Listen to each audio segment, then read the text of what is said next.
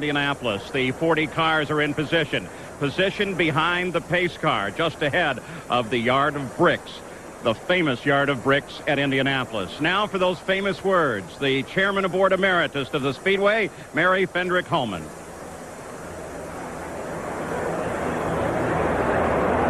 Well, race fans, we are ready now for the start of the third Brickyard 400. And it is an honor to present President Emeritus of the Board of the Indianapolis Motor Speedway and the matriarch of the Holman George family, Mrs. Mary Fendrick Holman.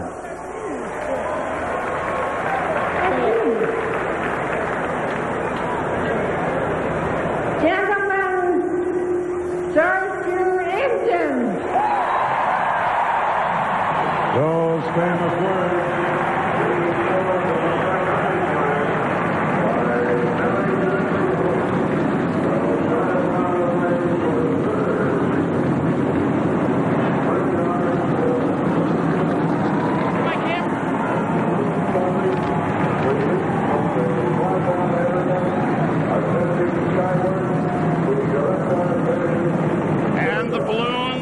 Up from behind the master control tower here. The cars are all started with a roar on the front stretch.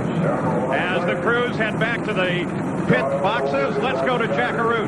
And Paul, this guy has a lot on the line today. A chance at the Winston Cup, defending Winston Cup champion in Jeff Gordon, and then Kenny Schrader. 3 cars. What about it, Rick Hendrick? Well, you know, we've got them all up front, and the points look good. We got to finish. It's going to be a tough race, but we're committed to get that Budweiser car in victory lane with Kenny Schrader, too. So it's going to be a great day, I hope. That was the car, Gary Gerald, that he wished the last to Kenny Schrader. Gary? Anxious owners all up and down this road. Joe Gibbs into the Football Hall of Fame last week. Congratulations, Coach. But right now, I know racing's on your mind. That's your right. driver, Bobby Labonte, starts 23rd. How do you think he's going to be able to get up and challenge? Well, we think we got a good car. It's just a matter of us trying to work our way to the front, and hopefully nothing up there happens. You're going to have to dodge it, just like last week. Lord gave us a great day, and I think hopefully, this couldn't be any better day. I got goosebumps right now when they said start those cars. Don't we all? Yeah. Have a great day. Thank you, guys. Paul. So now the cars are all set and ready to go as we're waiting for them to pull out. There's Jeff Gordon's car, and we'll take a look at the starting field. On the pole, of course, Jeff Gordon, the winner of the first Brickyard 400. Mark Martin's alongside, looking for his first win of 96. Lake Speed, who hasn't won since 88, is in the second row with Kenny Schrader, the teammate to the pole sitter alongside. In row 3, it's Bobby Hillen. He'll have to move to the rear of the field in his backup car after a wreck yesterday. And Joe Nemechek. In row 4, it's Bill Elliott and Rick Mass, the pole sitter for the first Brickyard 400. Row 5, Terry Labonte and Greg Sachs. In row 6, Sterling Marlin and Dale Earnhardt. The 7th row, Kyle Petty and Johnny Benson, one of only 2 drivers making his first start at the Brickyard. The 8th row is Ernie Irvin and Hut Strickland. In the 9th row, Rusty Wallace, who finished second here last year, and Wally Dallenbach Jr. The 10th row, Jeremy Mayfield, as the poles begin to pull away, and Jimmy Spencer. In the 11th row, Ted Musgrave and Brett Bodine, who finished second in this race 2 years ago. In row 12, Bobby Labonte and Dale Jarrett. The 13th row, Dick Trickle and Gary Bradbury. In row 14, John Andretti and Jeff Burton. 15 is Jeff Bodine and Michael Waldrop. The 16th is Kenny Wallace and Ward Burton. In the 17th row, Darrell Waldrop and Robert Presley. Row 18, Ricky Rudd and Derek Cope. The 19th row, Bobby Hamilton and Morgan Shepherd. And the provisional starters are Ricky Craven and Dave Marcus. Now let's go to Jerry Punch. While reigning Super Truck champion for NASCAR, Mike Skidder has the unenviable task of trying to fill Earnhardt's seat when he climbs out of the car. If he climbs out of the car, Mike, first of all, do you think he'll get out? Oh, yeah, he'll be out in just a little bit. We're going to try to make it to the first caution, but, you know, his shoulder hurts quite a bit. There's no sense in him staying in that car and hurting himself any worse. He gets out, he'll have a little more time to mend. What's your role here today? Do you try to collect points for the team toward that championship, or can you go out and try to win the race? Well, the first 3 quarters of the race, we need to collect points. We need to be there at the end, whether we're last place or, you know, 20th or whatever. We're going to go out and try to run consistent laps, and keep the car out of trouble. If the car's capable of winning toward the end of the race, we're going to run it hard as we can. We're just going to have to cross that bridge when we come to it. Mike Skinner, super sub, and what a man to sub for Paul, the 7-time Winston Cup champion. And there we get a view of Dale Earnhardt back in the field as they work down the backstretch on the parade lap. Then they'll begin the pace lap. We have 160 laps of hard-fought racing ahead of us. Dale Earnhardt holds the race record from last year. We expect the pit stops to come somewhere between, the 30th, 35th lap in there. And we've already mentioned, $4,700,000 plus. That's what they're racing for. Temperature right now is a little warm. It's going to get warmer, and we have untypical Indiana humidity. Normally it's much higher than that. It's expected to be sunny throughout the afternoon. And the current points fight in the Winston Cup Championship right now is, as we said, very tight up on the top, with Jeff Gordon leading the fight, followed by Terry Labonte, Dale Earnhardt, Dale Jarrett, Sterling Marlin. Those are the top of the points fight. Then comes Ricky Rudd, Rusty Wallace, Ken Schrader, Mark Martin, and Ernie Irvin. So now they are ready to start the pace lap. It's just 2.5 miles to the start of the Brickyard 400. So let's send it up to the tower. Bob Jenkins and Benny Parsons. The great poet James Whitcomb Riley, who grew up near Greenfield, Indiana, used to write about days like this when he spent summers in Indiana by the old fishing hole. Well, we're at the Indianapolis Motor Speedway at the moment, and glad we are here because the Brickyard 400 is but a lap from the green flag, and we have some cars that are topping off already, Benny. Because they have run one lap. They sat there and warmed the cars up. They have run one lap. They stopped to put that last drop of fuel in. These cars were starting at the end of the race, so one lap might make a huge difference. The cars move through turn number 1 onto the south short chute, head toward Danny Sullivan in turn number 2. Well, everything looks good over here. They're just warming up their tires. These guys have got to be anxious, and they've got to wonder what those little concrete cement patches are going to do to them on that first lap. You can see them clearly right now. The cars on the left lane are running through it, and of course we've also heard Danny talk about the grass that they have been running through, and that may cause problems of overheating later in the afternoon. And besides that, they're throwing the grass up onto the track, which may make it just a little bit slick. On the parade lap, you saw the 2 pace cars out there, and you saw a gap in the cars. The reason that NASCAR does that is to set these cars at pit road speed. There's a speed limit on pit road. Today it's 55 miles per hour. Those pace cars, those 2 cars, run 55, and that way the driver is able to set their tachometer in a gear, like in second gear at 3,500 RPMs. That's what they'll have to run down the front stretch. They have no speedometers in the cars. They have to use the tachs. The question remains, how long can Dale Earnhardt stay in the car? He was very emotional this morning. He wants so badly to stay in that car and to possibly drive it to victory again, but he knows that the injuries that he suffered last Sunday in Talladega will just not permit it, so Mike Skinner is standing by.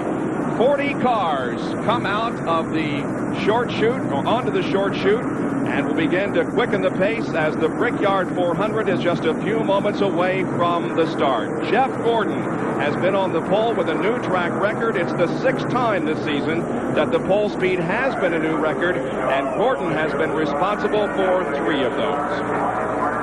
The Camaro pace car leads them down. If he turns left, this race will be underway. Bobby Hillin and Bobby Hamilton joined the back of the field because of their crashes yesterday during practice. The starter looks them over. We are moments away from the green flag. And there it is. The 3rd Brickyard 400 is underway from the Indianapolis Motor Speedway. It'll take Earnhardt long to down to the inside. 2x2 through corner number 1, over into turn 2. Jeff Gordon shows the way over Mark Martin as they go into the backstretch. Everybody appears to be okay through the south end of the racetrack, and now they head down the 5/8 of a mile back straightaway, and Mark Martin takes a look to the inside of Jeff Gordon. Can he make a challenge? A tight battle there into turn number 3, but Gordon holds on to the lead, and now challenges continue from Mark Martin. Mark wants to lead this first lap. You can tell by his aggressive manner. He wanted to come back first, will not be able to do it. Jeff Gordon will lead. And look at this, 4 abreast in back of Jeff Gordon, but he leads another lap. He has led 129 now of the 321 laps in the first 3 now, Brickyard 400s.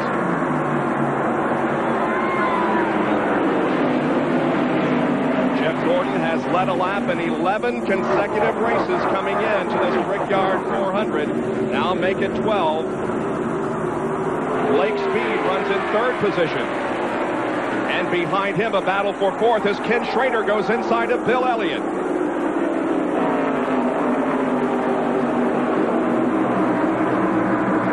Now things are starting to sort out. Joe Nemechek hanging in behind Bill Elliott. Here is Dale Earnhardt, who has fallen back to 13th position. Leading this group of cars down the straightaway. Ernie Irvan is tucked in right behind him. Hut Strickland, Rusty Wallace, and others. And they get sorted out and go into the corner 2 by 2, but they were 3 and 4 wide there at the end of the main straightaway. I think we'll see that most of the day as cars 3 and 4 wide down the straightaways, but they must get at least no more than 2 abreast in the turns. Dale Earnhardt now up to 12th position. Ernie Irvan right behind him. Dale Earnhardt, the defending champion of the Brickyard 400. Bob, over here in turn 2, they are really throwing up the dirt. It's unbelievable. It's all the way up here in the booth. We're getting clouds of it. They've got those wheels way down into the dirt, and if they're doing this on the 2nd, 3rd lap, it's going to be awful busy halfway through this race. And again, that could cause some problems creating slick situations over there in the corners later in the race. Hut Strickland, car number 8, Ernie Irvan, 28, run side by side. Irvan holds the position for the moment. Behind Hut Strickland is Rusty Wallace. Rusty Wallace finished 2nd in this race last year. He's under the Hut Strickland car, takes a spot away. There goes Jeremy Mayfield following Rusty Wallace. And Danny, you're right. We can see very clearly that the car's left side tires are way down in the grass, and we have a change of leader as Mark Martin goes to the front in corner number 3. Bob, over here in 2, he was all over him. He was passing almost as they came off of turn 2. He was looking for a way around 3/4 of the way through the corner. Halfway down that straightaway, he was past him. Mark Martin has never led a lap here at the Indianapolis Motor Speedway, but you can put it in the record book. He has about a 2-car length advantage on Jeff Gordon as they complete the lap.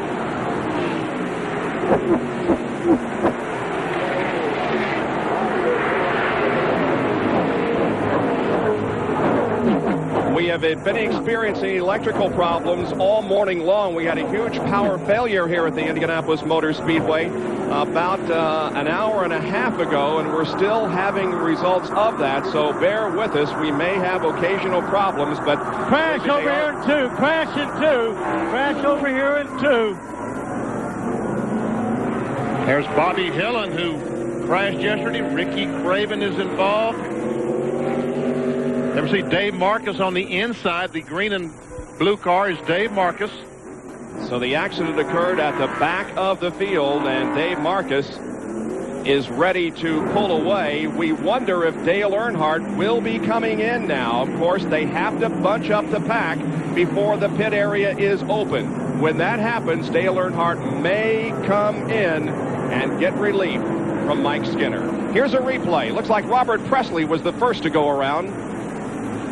Robert Presley, Bobby Hillen in the 77. There's another one. And there Presley goes around. And the 41 car also spins. That's Ricky Craven. You know, I don't think there was a lot of damage. Doesn't appear to be a lot of damage. Danny, was there much damage to those cars? No, they all seemed to drive off okay. I don't even know if there was any contact. But Benny, what happened, I think, that created it is he got down in that grass too deep. I'm not so sure he could tell from what was being thrown up by the car in front of him. And he got down the grass, just hooked the wheel, and around he went. So already we may be seeing an effect of that situation over in turn 2. Here it is once again. Now, there might be some contact with the red car, whoever that is.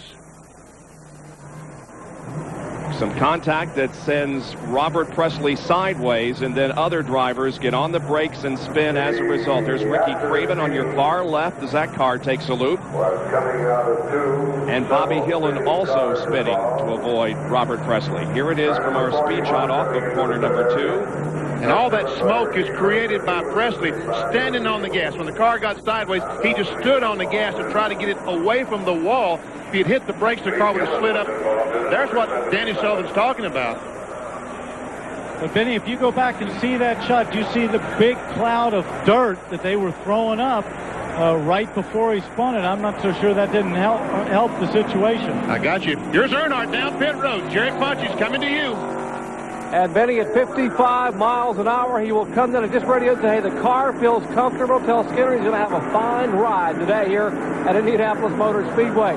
7-time Winston Cup champion, defending winner of the Brickyard 400, will come in the cruise and will put gas and driver change. That's all we're going to do. Gas it and driver change. Earnhardt wanted to start the race, would like to have run all day. The crew tried to convince him not to. They said he stayed up last night and watched Clint Eastwood movies, thinking he might change his mind and try to stay in the car. No, he's going to come out and get healed for next week at Watkins Glen. Earnhardt out of the car. He will come across the wall. Mike Skinner, and listen to this crowd go wild as Earnhardt climbs out of the car. And Mike Skinner is in the car. As they're watching Mike get buckled in, Dale, the car pretty comfortable to you? Car pretty comfortable to you, Dale?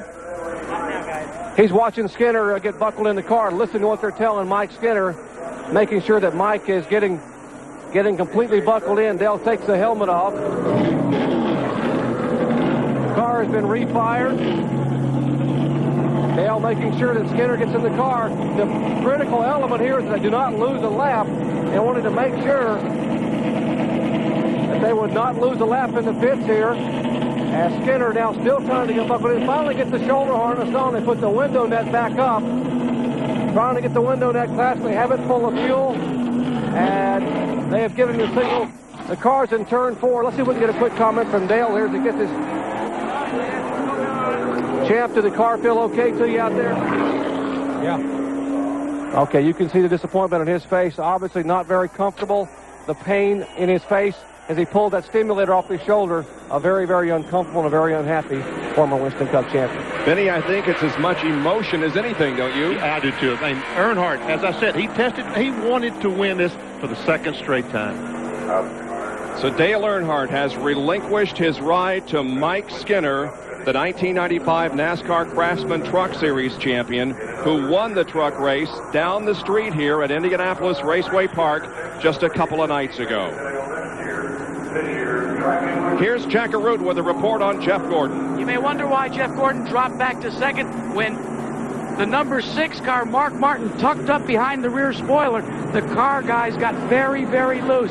He talked to Ray Evernham about it. Evernham said, hey, we're going to have to live with that all day. So he said, well, I think I'm going to let Mark lead for a little while. And indeed, Mark Martin has taken over the lead of this race with Gordon second, Blake Speed running in third position, Ken Schrader fourth, and Bill Elliott in the 5th spot. We are about a half a lap away from the green flag. Gary Gerald has this report from pit road. Just updating the situation for Dave Marcus and Ricky Craven. Both have been into the pits. Both have gone back out. Now Marcus comes back in, conferring with his crew. They changed the right front tire. Body damage very, very minimal after that contact that brought out the yellow. So both Craven and Marcus now back on the course, Bob. As we said, there didn't appear to be a great amount of damage to any car that was involved in that incident over in 2. Jerry Punch. Well, now Dale Earnhardt has caught his breath. He's talking to Davis with his crew chief and champ. I know that's probably the toughest thing you've had to do is climbing out of that race car. Yeah, the car was real comfortable, and I wasn't in much pain riding along there, but, you know, the plan was to get him in there so just in case anything happened, I wouldn't hurt myself anymore. And dadgum, it's hard to get out of there, Jerry. I mean, you know, it's my life right here. Boy, an emotional Dale Earnhardt. You will never see that. This man loves and lives to race. Bob? Tough men in the race car, tough men all the other times except when they're involved in an incident like Dale Earnhardt has experienced here today and this past week. He didn't look like a one tough customer then, but he is one tough customer. But again, he wanted it. He wanted it badly. And he had it. He felt like this car was capable of winning today. We should be going back green here. The pace car, we're watching to see if it does indeed come off of the racetrack. Yeah, at the last minute, Elmo Langley makes the hard left-hand turn, enters pit road, and now the field once again in the hands of the leader of the race, Mark Martin. The green flag is coming back out. Several cars move to the inside to try to gain a position here as the speeds increase and the field heads toward turn number 1.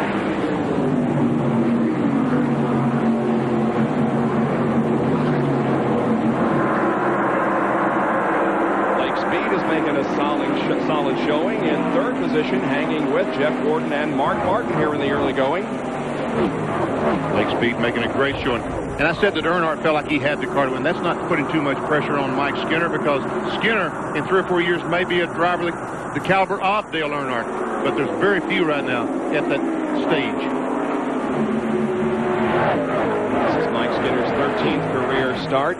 His third in 1996. Pretty much single file formation here at the present time as the drivers are just learning how things are going here, sorting their cars out. Johnny Benson moves to the inside, and now Jeff Gordon does likewise. He feels that Mark Martin has led too long. Remember, there is $400 available for each and every lap that is led. So Jeff Gordon wants to take back command and lead as many points as he can, get the money, and of course also the person who leads the most laps will get 5 bonus points toward the NASCAR Winston Cup Championship. Drafting a factor here, Benny? Yes, right now there's a lot of draft off that 24 car that Mark Martin is able to get in. Darrell Waltrip in the pit area, in the garage area. Looks like he's going to have to take the car to the garage area. They're in the pits right now. And here comes Mark Martin back on the inside. Doing it right in the middle of the corner. Who says the stock cars can't run through here 3 or 2 abreast? They certainly can. Martin is trying to get the lead from Jeff Gordon, but look at Lake Speed as he goes clear to the inside of the racetrack and takes second from Jeff. Martin is the leader again. I thought that Lake Speed was going to be able to take the lead with those 2 cars side by side, but Mark realized that what Lake was going to do, so he moved down to block him, and when Lake lifted off the gas, that instant, that enabled Mark Martin to retain the lead. Lake Speed moving into second position. Down the backstretch, you're riding with Jeff Gordon. Speeds near 195 miles an hour before they hit the brakes in turn 3, and Darrell Waltrip in the roof cam on top of his Chevrolet is going back into the garage area. Darrell recorded his first top 10 finish of 1996 just last weekend. So 11 laps are about to be completed here at the Indianapolis Motor Speedway. Mark Martin is the leader of the race. Lake Speed running second. Jeff Gordon is third, followed by Bill Elliott and Terry Labonte. We'll be right back. 13 laps completed at the Brickyard 400 here at the Indianapolis Motor Speedway. Mark Martin is the leader of the race. Lake Speed just behind. Jeff Gordon is trying to try an inside move, or at least to look into turn 1, but he cannot make the pass. That's the reason that Lake Speed is moving over on the straightaways to keep Jeff Gordon, get that inside move. Lake Speed, the only driver who has started all 18 events in the NASCAR Winston Cup Series this year, who has not led a lap. He's close to it at the moment. He's only a few car lengths away, but Mark Martin looks like he is pulling out. He's probably gained 5 or 6 car lengths during the commercial break. Kenny Schrader, Bill Elliott, Terry Labonte.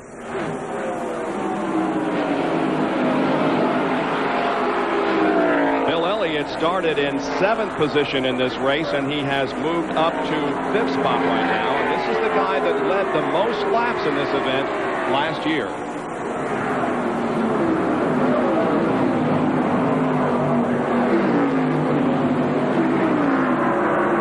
Bill Elliott got a crash at Talladega back in May. Most of you fans realize broke his hip and had to sit out for about a month. He came back at Daytona. So he has been to Daytona, to New Hampshire, and to Pocono, and to Talladega. So this is his 5th race back. He should be in racing trim by now. He knows what it's like to drive hurt, as Dale Earnhardt experienced earlier today. Earnhardt has given up the car to Mike Skinner. That occurred during our first caution period of the afternoon.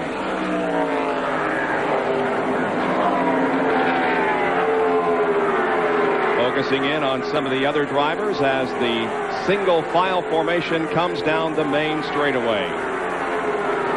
Ward Burton and Morgan Shepherd cruising down. There we see Ricky Craven on the inside trying to get by. I guess that's Dick. There we see. It looked like Mike Skinner has made a move to the front. He has gained. He would have had to start at last and is now in 33rd spot. Yes, so he has picked off several since he got into this car. He's looking really good over here through turn 2. He's coming off of there with a lot of speed, and he's passing guys every time he goes through here. Just ahead of him is Michael Waltrip. Side-by-side racing in the back of the pack. There is Waltrip, Michael Waltrip. Darrell Waltrip is back in the garage area. Here's Jack Arute. And the Parts America car is out of this race with a blown motor. But, Darrell, you're the first driver that can tell us about track conditions. What about the corners where they put the cement down?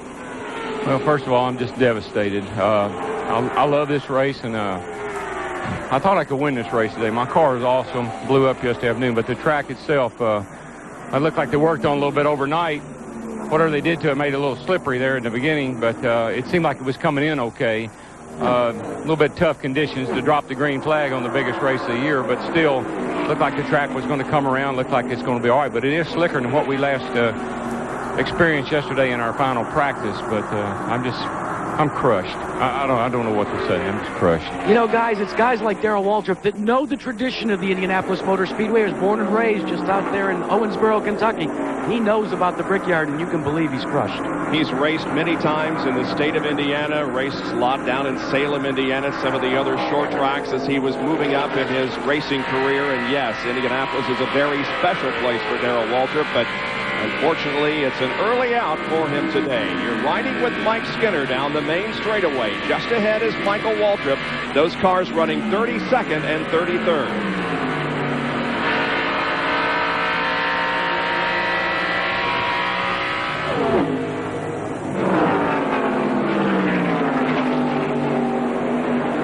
Mark Martin still leads the Brickyard 400 over Lake Speed, Jeff Gordon, Ken Schrader, and Bill Elliott. And we'll return to the Brickyard 400 after this message and a word from our ABC stations. You're watching ABC's Wide World of Sports.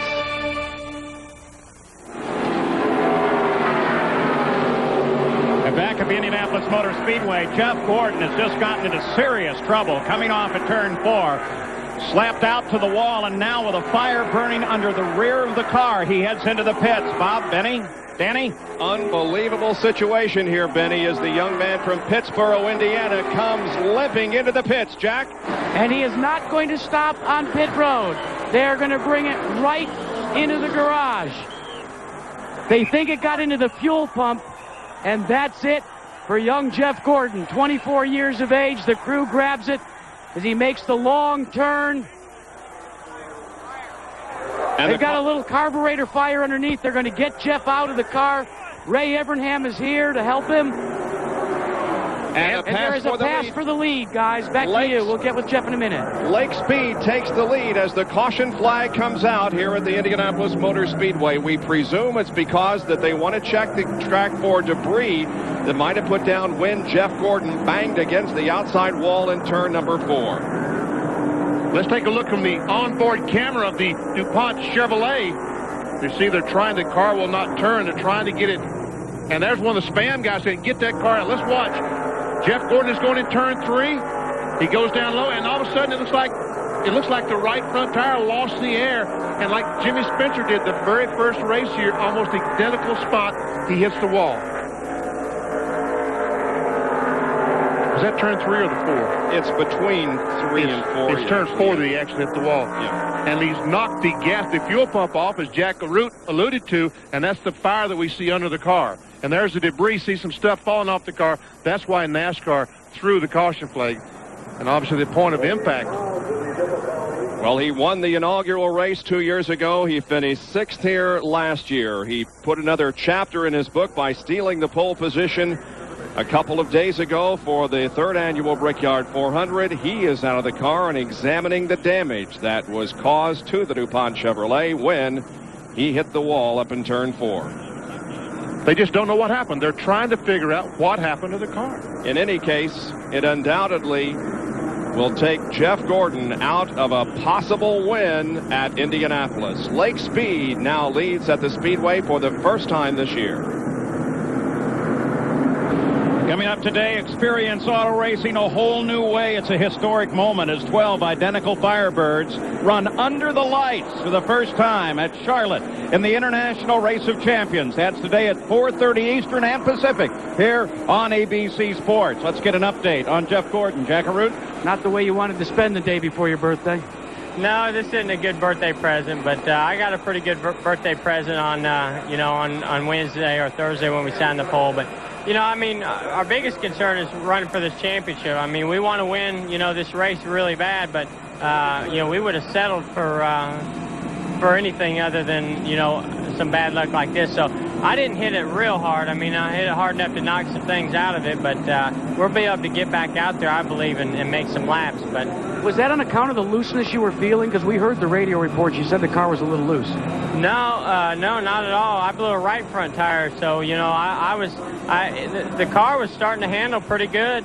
I was just kind of biding my time, just waiting to see what the car was going to do as the fuel burned off and the tires went away. But no, I just went in there and blew a right front. I don't know why I did it. Well, if you take a look, which we're bringing the car back here, they're getting everything set up, guys, to literally put Jeff Gordon back in this race. Why? You know, Benny, because of points. Trying to get every point possible. As a matter of fact, on the caution flag, when the cars came around, every car pitted. Every car except one. That car. Mike Skinner stayed on the racetrack. Tell him why, Bob. Well, to lead a lap and pick up the 5 bonus points. That's right. He led a lap. He picked up 5 bonus points. And now he goes to the back of the field, but he has 5 points. Heck yeah. And, of course, those points will actually go to Dale Earnhardt, and that's what's so very important about putting him in that car. Let's update a couple of things that have happened while we've been focusing on this terrific battle for the lead. Rusty Wallace has moved from 17th to 11th. Jeremy Mayfield from 19th up to 13th. Jimmy Spencer from 20th to 12th. Morgan Shepherd 38th up to 23rd. And Dale Jarrett has taken a run from 24th to 17th. So some good moves already, and certainly the driver that you have to be very impressed with is Lake Speed because of his performance. But at the moment, it is Ken Schrader lined up behind the pace car. Lake Speed changed 4 tires, which was very surprising to me. And I get Mark Martin also very surprising. All those cars in front probably just changed 2. So we've had 2 caution periods here in the first 25 laps. Well, getting around the Indianapolis Motor Speedway is an experience that very few people can indeed experience. To take a lap around here at Speed in a NASCAR stock car is quite a undertaking, and Darrell Waltrip did that for us yesterday. And here we come, down to take the green flag. Come down here, we cross this famous little stack of mix doing 190 miles an hour. Try to keep it nice and low down on the white line, even knock up a little grass if you can. Out next to the wall in this short chute, into turn 2. Right down on the bottom grass line as we come off of turn 2 and head down this famous long back straightaway where we'll hit 190 miles an hour. I got to let go of the button because I'm flying right now. Heavy on the brake into turn 3. Down low into turn 3 with the grass again flying. Right out next to the wall. Whoa, look out, DW. Down into turn 3. Cocker down there and wide open on the throttle. Coming off of turn 4 and whoa, once again right out next to that wall. And here we come to complete a lap. Yes, sir, at the world famous Indianapolis Motor Speedway. Well, that was yesterday when Darrell Waltrip was in a much better mood. Unfortunately, he's already out of this race. And you can see the emotion in Darrell Waltrip's voice when we interviewed him just a moment ago, how devastated. He said, he used the word devastation, and correctly. He and Earnhardt wanted so much to compete in this race today. Let's take a look at the pit summary. Lake Speed was in the lead when he went into the pits. He comes out in 10th, and again, as Benny indicated, one reason for that is because he took 4 tires. So did Mark Martin. Ken Schrader was in 3rd position and now is in the lead as we get set to go back to racing in the 3rd Brickyard 400. Pace car pulls off. Ken Schrader at the top of the field. Ken Schrader, prior to today, had led 2 laps in the Brickyard 400, but now takes the green flag as the leader. Sterling Marlin, Bill Elliott, Kyle Petty, Terry Labonte, and Johnny Benson are behind him. Benson took a look to the inside of Labonte. They're going into turn number 1. On board, Johnny Benson. One of only 2 rookies in this race, and certainly the man who will win Rookie of the Year honors in the NASCAR Winston Cup Series this year. Again, takes a look to the inside of Terry Labonte as they reach the end of the backstretch.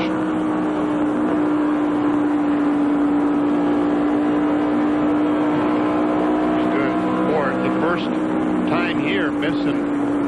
Oh, there we see a battle for the lead. Sterling Marlin under Kenny Schrader takes the lead. Kenny makes it to the start-finish line, and Elliott on the inside. And the whole line is now lining up to try to get by Kenny Schrader. We may see Schrader lose several positions here. He's going to fall back into 4th spot from 1st to 4th in just the length of the front straightaway as Sterling Marlin takes over command of this race. Bill Elliott is in 2nd spot.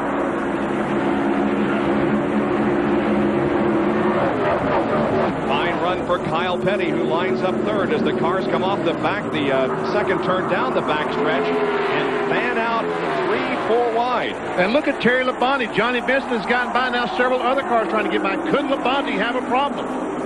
And the Sterling Marlin has lost the lead to Bill Elliott, and also Kyle Petty's moved in to 2nd place. There goes Schrader back by. Wow, a lot of positions being changed here in the early going. Look at that. And Bill Elliott will get credit for leading this lap. Johnny Benson looks racy. We're riding with him as he goes into 1. He's going to try to get the spot from Sterling Marlin. Oh, the cars are so close. Careful, boys, careful. Benson has to get the left side tires way down below the white line, but he gets the job done. Gets the job done. Johnny Benson, the Pennzoil Pontiac. See, Mark Martin, the Valvoline Ford behind Sterling Marlin, had fallen back to 9th place, has worked his way up to 7th.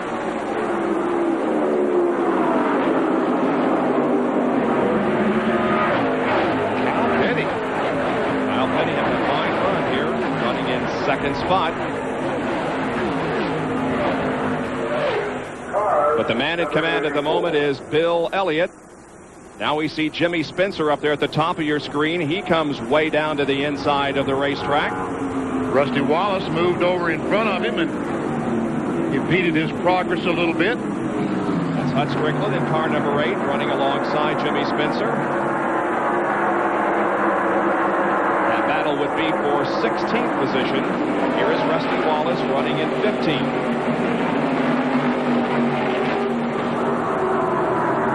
Rusty Wallace driving a Penske chassis. Now Kyle Petty is ready to take the lead, and they go into the corner side by side. Kyle comes out of the corner with the advantage, and Ken Schrader is going to go to 2nd. And Benson tries his best, and he'll take the spot away. Move Elliott back to 4th place in 1 corner, and look at Benson trying to get on the inside of Schrader, and is going to do it. Wow, Johnny Benson in the Pennzoil Pontiac is taking 2nd position. Right now we have 2 Pontiacs in front. Very seldom this year have we had 2 Pontiacs up front. Kyle Petty has never led here at the Indianapolis Motor Speedway. He is right now.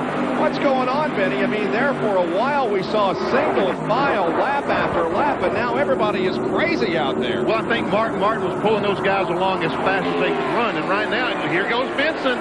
Let's see if Johnny can get the lead from Kyle Petty. They're over in turn 3, and yes, indeed, Johnny Benson, the rookie in NASCAR Winston Cup, takes command of the richest race in NASCAR, the Brickyard 400.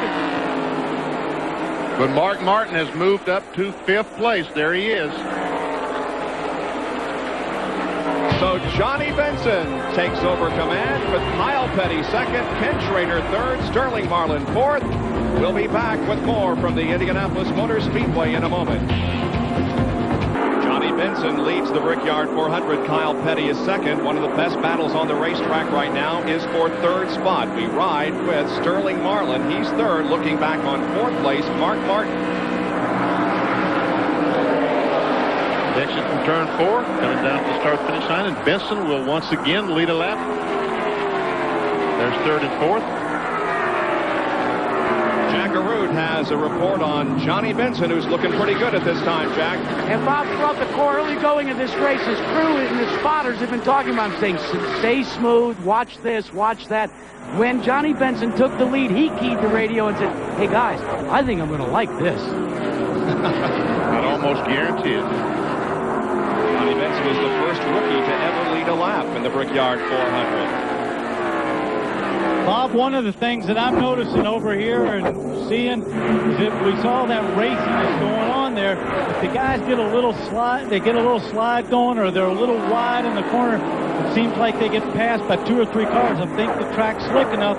They're having to lift out of it more than they want. Everybody else is drafting off them. That's why we saw such close racing. The last lap, though, the fastest car on the racetrack was Sterling Marlin, and he recorded a lap of 170.464 compared to 169.4 for the leader, Johnny Benson. So Marlin is the fastest car on the racetrack at the moment, but doesn't appear to be gaining much on Kyle Petty.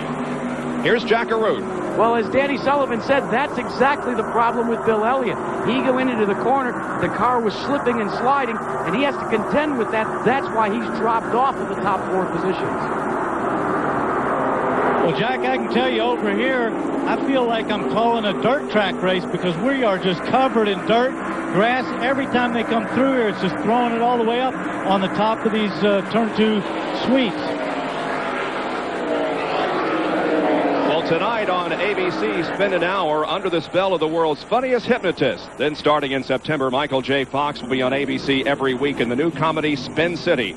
But tonight, he's here in the Saturday movie presentation of Life with Mikey, co-starring Cyndi Lauper and Nathan Lane. It's a whole night of laughs for the whole family tonight on ABC. Well, Danny Sullivan, I've seen you in many great races here at the Indianapolis Motor Speedway, and things have settled down here just a little bit, but boy, there for a while, we were having some great competition on this track. Well, of course, you say that. We're still having some great competition. It's a little further back in the pack than it was right there at the front. But these guys are just nose to tail sliding it through here, throwing up dirt. It's fabulous watching this. Uh-oh! Kyle Petty! And he takes out Sterling Marlin. And Mark Martin somehow gets by, and Kyle's going in the wall head on. Oh, terrific impact for Kyle Petty. Boy, that was a big hit. Crashes in turn 4. It comes as the field was coming down to complete lap number 38. Heavy contact with the wall on the outside by Kyle Petty. He slid across the track and hit Sterling Marlin, and then terrific head-on impact with the inside wall. There is Sterling Marlin's battered machine. And Sterling is moving around. Wow, I mean, that was big. Let's take a look from our turn 1 camera as to what happened as Petty was coming out of corner number 4. Looked like exactly the same thing as Jeff Gordon just lost the air in the right front tire. And Sterling Marlin had no place to go. And look at Mark Martin. How he gets by is beyond me. But now Kyle's car, the accelerator, I think, is hung. He has no brakes. And bam, into the inside wall almost head on. And from another angle on our camera from the Tower Terrace, the car just shoots straight to the wall. You guys, I agree with you. That looked like something went down like a tire, and I wonder if that's coming from just all the stuff we're seeing, all the grass. If it's pulling up any gravel off this track, that they're having a tire problem with punctures. And now from Sterling Marlin's perspective, looking out the back glass. And he was just an innocent victim of Kyle Petty's situation up there in turn number 4. And the safety workers are at the cars of both Sterling Marlin and Kyle Petty.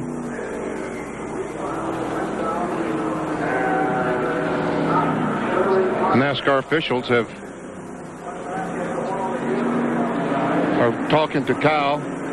Pit road, of course, is closed. That's exactly where the accident has occurred, at the entrance to the pit area. So we'll return to the Brickyard 400 after this message and a word from our ABC stations. We're back at the Brickyard 400. After 40 laps, the leader, of course, was Johnny Benson. He's led 9 of the 40 laps. We've had 8 different lead changes. The front of the field has been absolutely terrific with Gordon, Martin, Schrader, Marlin, Petty, Benson, all up there.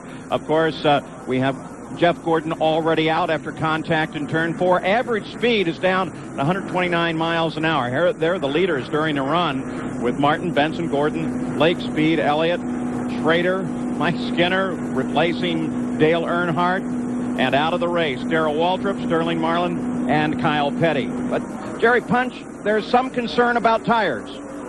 Steve Myers, Director of Sales and Marketing for Goodyear. Steve, you guys are researching it. What have you found out so far? We're still gathering data right now. There's been 2 tires, and we're taking a look at what the air pressures were, looking for any type of puncture or maybe something from debris.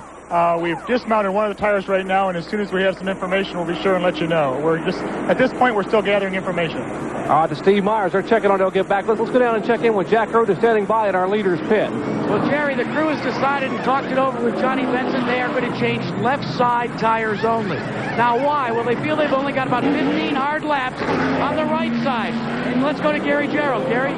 Brushing that grass off the front grill work, that's one of the concerns to avoid overheating.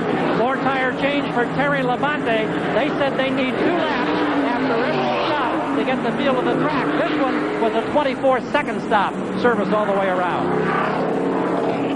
Some took 4. Johnny Benson only took 2, Benny. Well, the last time he changed the right sides, this time he changed the left sides. Looking down on turn 1 of the Indianapolis Motor Speedway as the field comes out after the stop on lap 43, still under the yellow. Aerial views of the Speedway are brought to you by Budweiser, the king of beers. Beautiful shot on this beautiful Hoosier day at the Indianapolis Motor Speedway, much unlike the weather conditions that we experienced every day last year. There we see the suites, and there's downtown Indianapolis.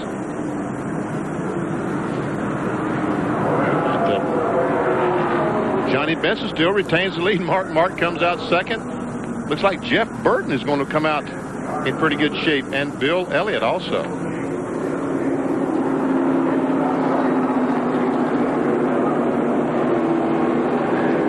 Well, as we watch the field continuing to work around under the caution here, we'd like to remind you that Sunday, August 18th, the Indy Racing League kicks off their 96-97 season. Indy 500 winner Buddy Lazier, who's here at the track today, and the drivers of the IRL head to New Hampshire for the True Value 200. That's Sunday, August 18th, and it'll be right here on ABC Sports. Still under caution. Let's go to Jack Arute. Well, guys, you were talking about why did Johnny Benson only take left side tires. Little bit of tire management going on right now. It seems the team has scuffed a few tires in, but what they feel is for 15 laps, Benny, the sticker tires will work well, but scuff tires seem to be better after 15 laps. So what they're trying to do is get a couple of sets of scuffs on the left side to use later in the race.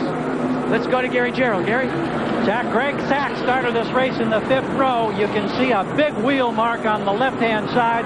The bonnet is up. They're working underneath. They've had the carburetor off. They're still making adjustments. They fired the engine. Now the carburetor going back on. But he's been here a long, costly period of time. Real tough break for Greg Sachs.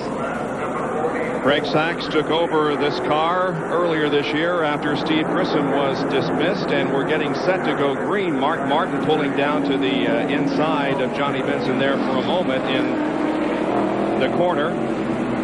Now the field is aligning for the restart. We've been cautioned here for several laps because of the incident up in turn number 4 involving Kyle Petty and Sterling Marlin. The field behind the pace car off of corner number 2 headed down the backstretch. Kyle Petty was running. We in qualifying. Right now, let's check in with Dr. Jerry Bunch. Back in the garage area, Jeff Gordon's crew continuing to work. While you look at the car, let me ask Ray Evernham. Ray, how far are you from getting this car back on the racetrack? It'll be a while. It's been pretty bad. If we get it, it's just going to be make up a few positions. It's pretty well trashed it. It's hurt the frame pretty bad. The whole roll cage is knocked in on the right side. So, just thank God the kid's all right. We'll just have to do the best we can and go on to our next race. Well, Ray Evernham and the crew trying to get it straightened out for a couple of laps, possibly to pick up some spots. Paul? There's a lot of fans here hoping that they get Jeff Gordon back into the fight. We'll be back for the green flag. Earnhardt got out of his car. That's what Richard Childress, all the crew did not want. Something to happen to Earnhardt like happened to Kyle Petty and to Jeff Gordon, because in his condition, he couldn't stand a lift like that. Pace car pulls off, and the green light ready to come back on. Doyle Ford waves the green flag. Here we go once again. That caution was for 9 laps while they cleaned up the wreck up in turn number 4.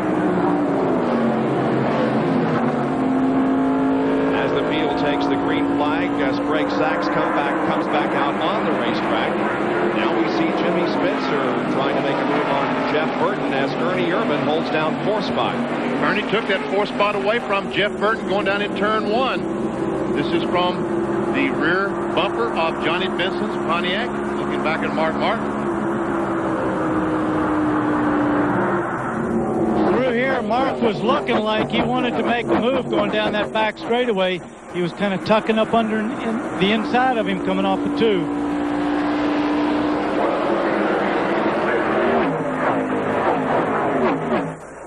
Here they come. Johnny Benson lead one more lap. Impressive performance by the rookie from Grand Rapids, Michigan. Wow, Mark was in the dirt that time, kicking up the dirt. Saw the dust fly up as he put those left side in the dirt. And Benny, you see what I mean? How he drops back a little bit when it goes in there. I think he has to lift a little bit. He drops a little bit of ground to Benson. Yep. It's Jeff Burton running back in 5th position. Spencer is 6th. Bobby Hill has taken over another spot, and Rusty Wallace is up to 8th spot now.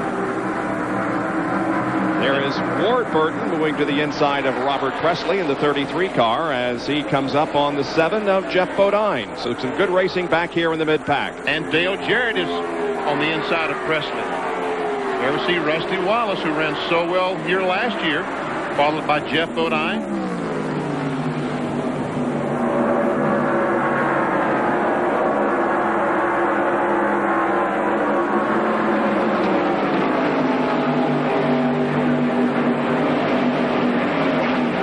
Two sets of spotters that are working here this afternoon. One group of spotters between turns 1 and 2, and another group between turns 3 and 4, because there's no way you can see all the way around this racetrack. And of course, the spotters are the eyes of the driver in other parts of the racetrack. And we understand that NASCAR is telling the spotters to tell their drivers to stay out of that grass, because that could be the thing that is resulting in what we have seen here this afternoon and some tires going down.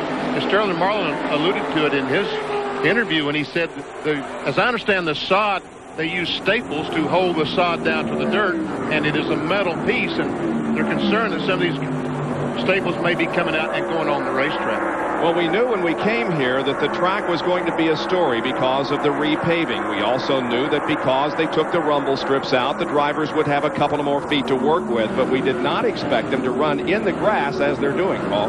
Here's something that I find interesting. This race at the past 2 years, the only runnings of the race has been won by Chevrolet. Look at the top 10. Pontiac, a whole string of Fords, and then another Pontiac. There's no Chevrolet near the top 10 right now. Robert Presley is the first Chevrolet, and he is in 13th spot. And the Chevrolet drivers were complaining during the testing here, and they were predicting at that time that they weren't going to be able to keep up with the Fords because of the aerodynamic rules that NASCAR has set regarding the Fords. And at the moment, the Fords and the Pontiacs are the strongest. There's Robert Presley, the best among the Chevrolet contingent, running in 13th position. Followed closely by Terry Labonte, the Kellogg's car. He's also in a Chevrolet. Johnny Benson, the leader of the race, the last rookie to win a NASCAR Winston Cup event was Davey Allison in 1987 at Talladega. We'll return to the Brickyard 400 after this message and a word from our ABC stations. The Indianapolis Motor Speedway and ABC's coverage of the Brickyard 400 being led at the moment by Johnny Benson, closely pursued by Mark Martin, Bill Elliott, and Ernie Irvin. Those cars right together on the racetrack, but Johnny Benson able to hold off the challenge of Mark Martin at the moment. Let's go to the medical compound here at the Indianapolis Motor Speedway and get an update on the condition of Kyle Petty. Jerry Punch. Dr. Henry Bach, director of the Hannah Emergency Medical Center. And Hank, what's the status on Kyle Petty? Kyle Petty's on his way to Methodist Hospital for x-rays. He came in here, he was awake and alert, complaining of some pain in his left knee and a little bit of chest pain on his right side, but he was never unconscious, and he's in good condition right now, and we'll probably have some results in about 20 minutes of his x-rays. Thank you very much, Dr. Henry Bach. And by the way, Richard and Linda Petty were up here, Kyle's parents. They got in the car to go to Methodist Hospital, but that is great news considering the ferociousness of that impact in his Pontiac. Indeed, Kyle hit hard 3 times, actually. The initial impact, and the car spun into the outside wall again, and then probably the worst collision was with the outside wall, or the inside wall, as the throttle apparently hung up on the car. But the good news is that Kyle Petty does not appear to be seriously injured. And the worst part about that was he was not able to brace himself that third blow because he was flopping around in the car. He had knocked himself silly. He might not have been unconscious, but he was not holding on and braced himself. So he really flung himself against those seat belts when he ran in the inside wall. Johnny Benson did not lead a lap in the first 15 races of his rookie season. He now has led 3 of the past 4. Led 17 laps at Loudon, 5 at Pocono, and is continuing to rack up the number of laps ahead of the field here this afternoon. And again, $400 is paid for every lap to the leader.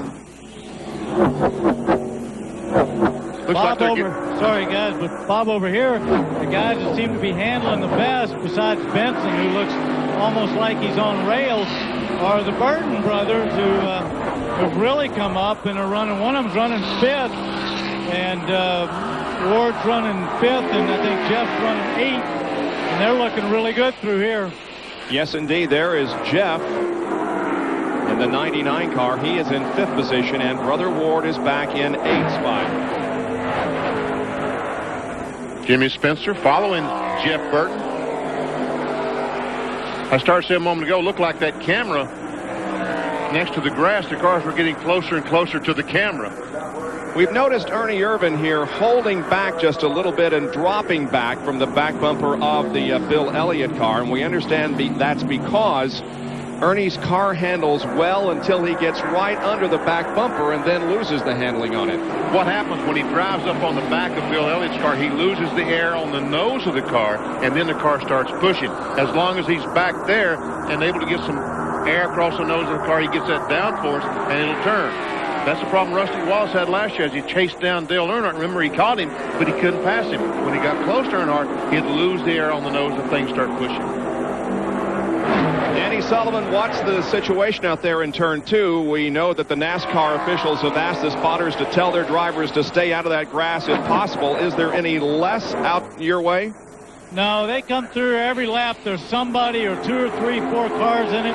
If I look over the edge and look down against the wall, there's a tremendous amount of grass down here. And literally, we feel like we're at a dirt track race. I mean, we're just covered in dirt and grass.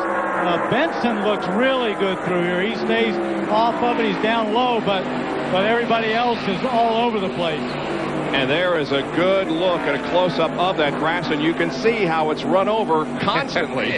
About every time they go by. Yeah, and what's happening down there, I had a look at it when we were doing our ESPN show, and it's got a netting in there. And that's what they're talking about. It's like netted, and the grass is on top of that, and then they staple it down. And I believe what's coming up is that those staples, because the netting is just seemed like it was made out of plastic. Looks like Jeff Burton is closing up on the back of these cars, and Jimmy Spencer. Good 5-car battle here for the lead. Single file down into corner number 1. There's Jeff Burton and Jimmy Spencer. The Berwick, Pennsylvania native finished 43rd in his first run at the Brickyard, and last year he was 24th. That 43rd finish reflected an accident that Jimmy experienced in the inaugural Brickyard 400. You know, I may be able to give the Ford fans a little bit of hope here while we're looking at the top 10 and keeping track of all that. Also, the Fords thus far have turned the fastest laps of the race, most notably that of Mark Martin at 170.9 miles an hour. Benson's been flying pretty good, though. He's been up above 170 in recent laps. In the past two, he's dropped off into the 169 range. 99 laps to go, 61 on the board at the moment. And the leader is Johnny Benson. Mark Martin, Bill Elliott, Ernie Irvin, the top four.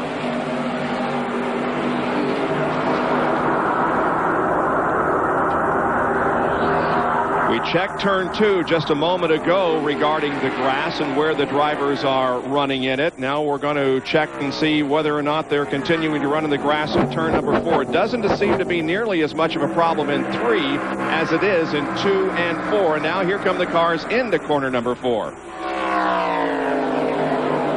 Yeah, they're maybe not quite down as far as they are in turn 2, but still they're running in it. Well, they get right on the edge, and again, they want to get, if they could go 6 more inches, the car would run just a tick faster. Here comes Ernie Irvin trying to look on the inside of Elliott. This would be the battle for third position. Irvin low in the corner. Now that was turn 1, and he was down in the dirt there. That looks pretty torn up. And I'm looking at the grill of some of these cars coming here, and they're all matted with grass. You know, you can see that light color of green in there. They've got to watch the water temperature gauge to make sure that the grass, they don't get enough grass on the grill that the car will overheat. Ernie Irvin led 11 laps in 1994 and has 5 straight top 5 finishes in NASCAR Winston Cup competition.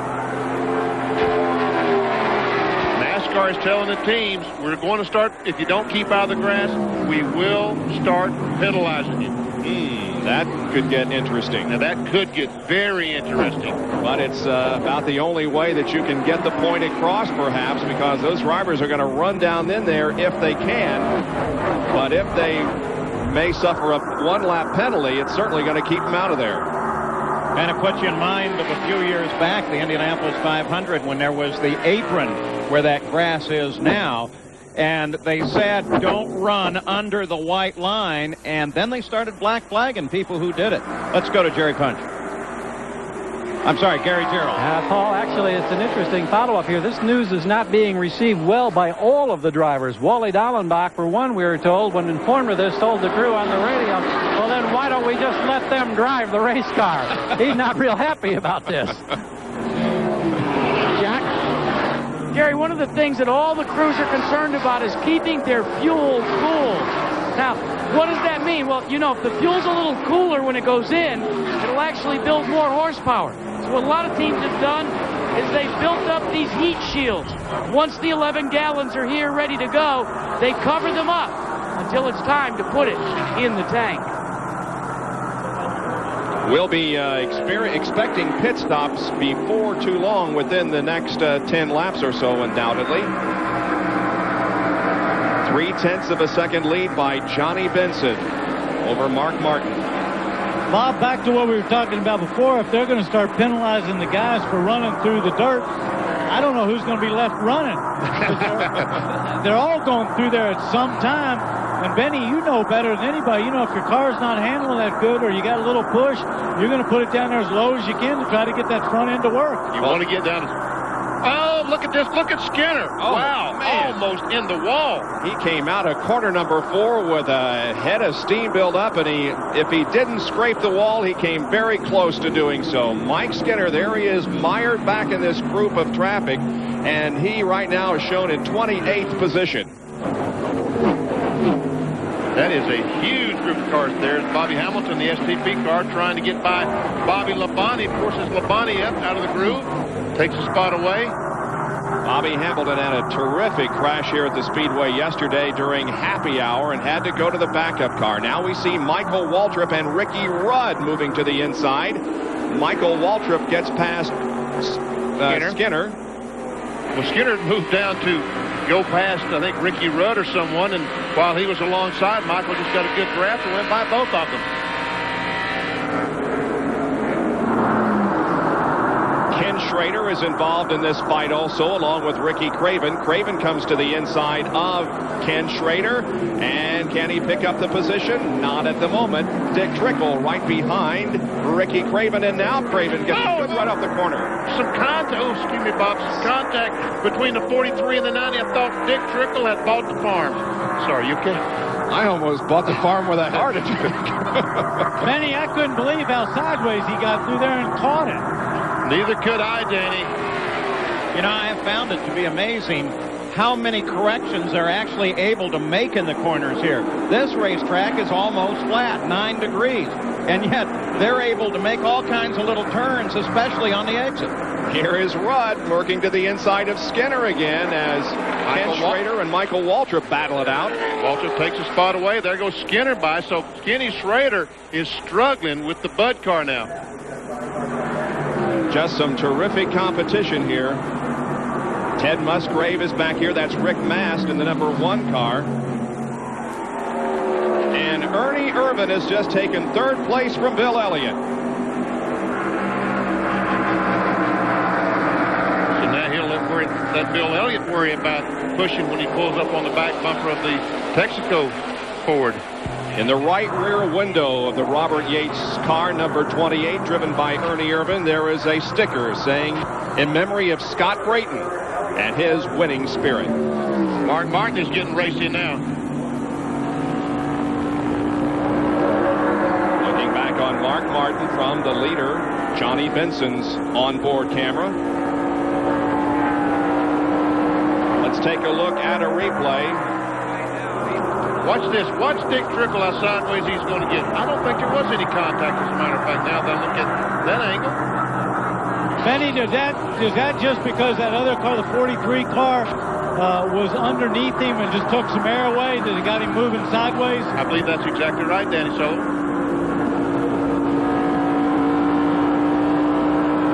Let's go down to Jackaroo. Boy, you guys are unfair to me. I'm telling you all about this thing, the way to keep the fuel cool. You don't even put me on camera. Here is the mat. You see, it's heat sensitive. It absorbs the heat and keeps the 11 gallons of fuel cool. Now, do you think we could get one of these for me and the rest of the guys in the pits? Because it's hot. The temperature has been increasing every day that the cars have been here. Wednesday, temperature in the mid-70s. On Thursday, temperature in the upper 70s. Friday, the temperature reached the low 90s and is going to reach the mid to upper 80s, I should say, here this afternoon. And, of course, whenever there is a change of temperature, it affects the handling of the car. Dr. Jerry Punch. Well, early today we saw Kenny Schrader toward the front of the field, and Benny, you mentioned a moment ago, he's had tremendous problems the last 15 or 16 laps. No matter what the crew has done to the car, it continues to get loose when he gets in traffic. When the car gets up behind the Budweiser Chevrolet, he said, I can't drive it. I can't even turn it in the corner. They're going to make some radical changes to the chassis on this pit stop to somehow try to dial that car in. Let's check in with Gary Gerald.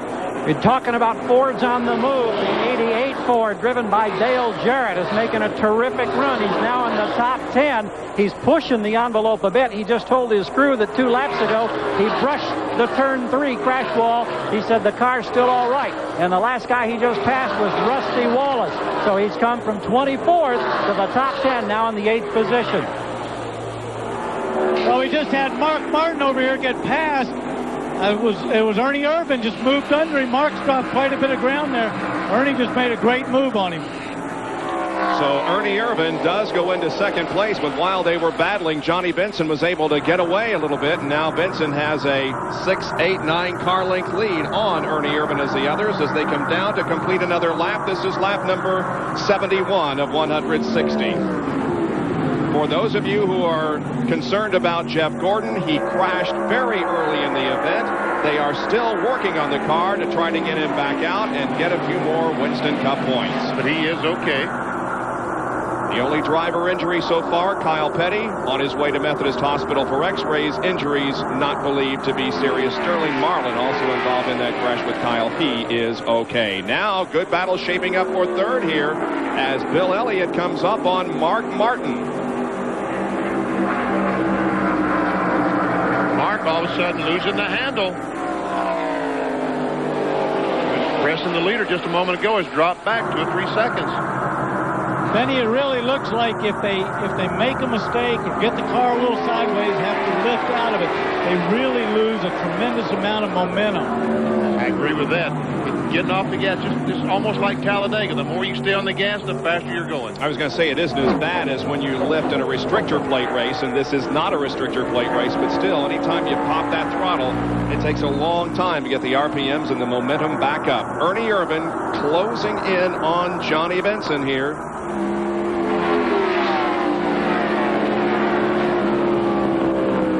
Jack Arute has a report on Johnny Benson as Irvan puts the heat on him. Well, he doesn't want to pit just yet. You know why, guys? They want to get to the halfway mark. And there's a pass. Yes, sir. Ernie Irvan wants the lead, and Ernie Irvan gets the lead. The pass occurring in turn number 4. And lap number 73 as he crosses the line will be led by Ernie Irvan. Now, Jack, go ahead with your point. Well, here's exactly what was happening. While Ernie Irvan was making the pass, Larry McReynolds was here talking to the Pennzoil crew at Johnny Benson. They were going to map out a strategy to go to the halfway mark. The car on Benson is a little bit tight. Benson wanted to try and get the halfway cash bonus. Then both of them would pit under green flag conditions unless the yellow came out. Got snookered, guys. 73 laps completed, and so we're less than 7 from the halfway point of the third Brickyard 400 from the Indianapolis Motor Speedway. There are the top 5 and 6 through 10. We'll be right back. Laps completed in the Brickyard 400. At the moment, Ernie Irvan has the lead. Johnny Benson is second, followed by Mark Martin, Bill Elliott, and Jeff Burton. And we should be seeing pit stops before too long. This is how Johnny Benson lost the lead to Ernie Irvan. This is the camera on the back of Benson's Pontiac. Ernie Irvan just pulled to the inside and shot by. Wow. He got a huge ovation, I might add, when he came by the stands. Benny, I know you guys are sitting up in that nice, comfortable, air-conditioned booth, and we're standing out here in the elements. But we've really noticed the temperature just changed with the cloud cover. It's gotten a lot cooler over here. I'm sure that's going to allow for a little bit quicker racing. These guys are really sliding the car through here. And the most impressive guy at the moment for me is Dale Jarrett. He's catching that lead group by himself with nobody to tow him around. Let's get more on this tire situation from Dr. Jerry Punch.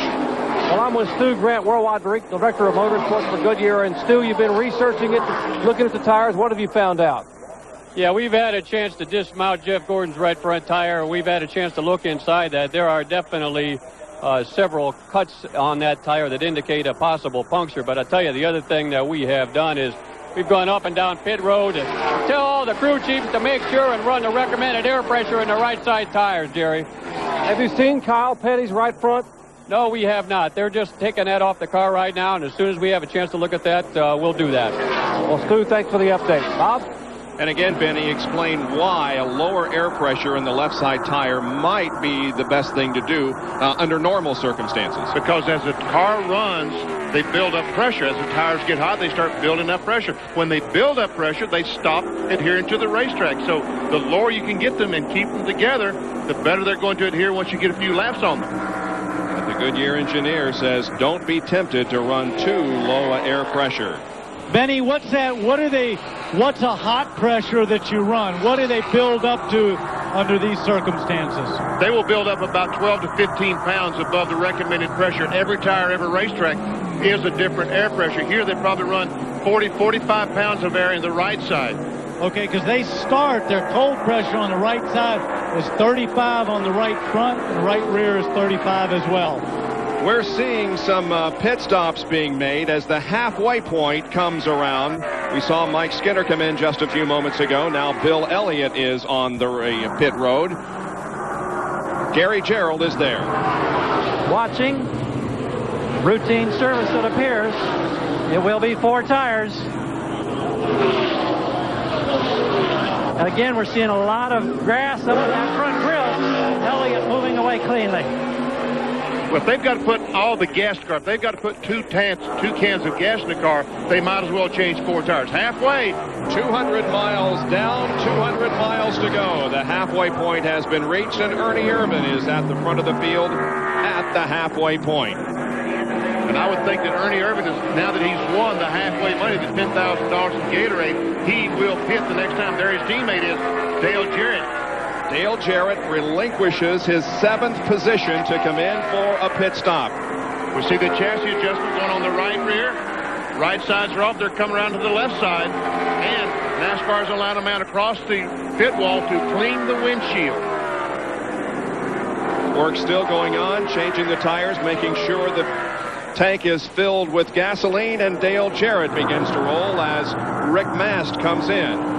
Riding on board the Pennzoil Pontiac with Johnny Benson, who continues to hold on to 2nd position. The man up ahead is the leader of the race, Ernie Irvan. And now we should be seeing pit stops from these two. In fact, the top 3, Mark Martin, before too long. Trust me, this is one place you would not want to run out of fuel, especially on the front stretch. You might not be able to coast back.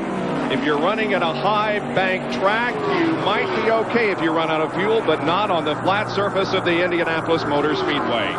Bob, here's what's going on for the leaders. They're trying to stretch. Ernie Irvan is trying to stretch as far as they can go. They wanted to go to lap 83. They've spoken to Ernie as the Miller car of Wallace comes on a pit road. They want to go and try and get 4 tires. Let's go to Rusty Wallace and Gary Gerald. 4 tire stop for Rusty Wallace. They handled the right side in great fashion. The Penske South team. And the leaders are coming in. We got a flurry of activity all the way up and down this lengthy pit road. Wallace running in 22 seconds, Jack. And there is going to be a chassis adjustment made on your leader, Ernie Irvan. They want to come in tight because they need to make the change on the outside. 4 tire change. Now the big thing is they're going to put a half a turn in the right rear. They're going to try and give him just a little bit more bite. He hits the marks, goes to work. And for Danny Sullivan's information, there is a lot of debris on the front nose of Ernie Irvan's car. Meanwhile, Johnny Benson goes to work. 1 air and tire has gone away. Benson is away first. Split screen. Now they're going to make 4 tires stop on Ernie Irvan. Now Benson didn't make a 4 tire change. That's the difference, fellas. And we see the 6 car. Jerry Punch. Well, Mark Martin made a 4 tire change, Jack. 4 scuffed tires, but more importantly, they made a track bar adjustment, Benny Parsons. They lowered the track bar a 1/4 inch. Martin still complaining of the car being too tight. Well, Ernie Irvan, Johnny Benson, and Mark Martin with 38 laps between pit stops, Paul. Okay, now, you're part of that contest. It's time again for the Budweiser Fast Track Sweepstakes. The 200-mile leader, that car right there, Ernie Irvan. So write Ernie Irvan down on your game card, and you could be off to the races. Cruise next year's Brickyard 400. Stay tuned now for the 300-mile leader as we continue your chance to win. Brought to you by Budweiser, the king of beers.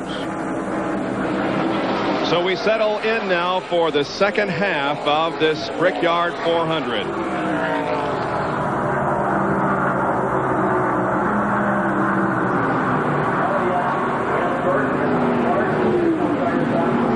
Ernie Irvan was the leader at the halfway point. However, now Johnny Benson is shown at the front of the field, and Ernie Irvan in 3rd position, about 5 seconds back. These fellas have changed 2 tires every stop today, I believe. First time right sides, next time's left, and now back to right sides again. And it may be good strategy. Looks like it's working very well for Benson now.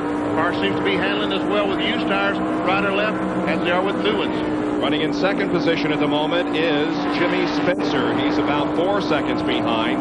Bill Elliott running fourth, and Jeff Burton is in the fifth position. Here comes Jimmy Spencer. There is the separation between first and second, and then Ernie Irvin, followed closely by Bill Elliott and Jeff Burton. So Burton had a great pit stop. Back in the mix. Third, fourth, and fifth position.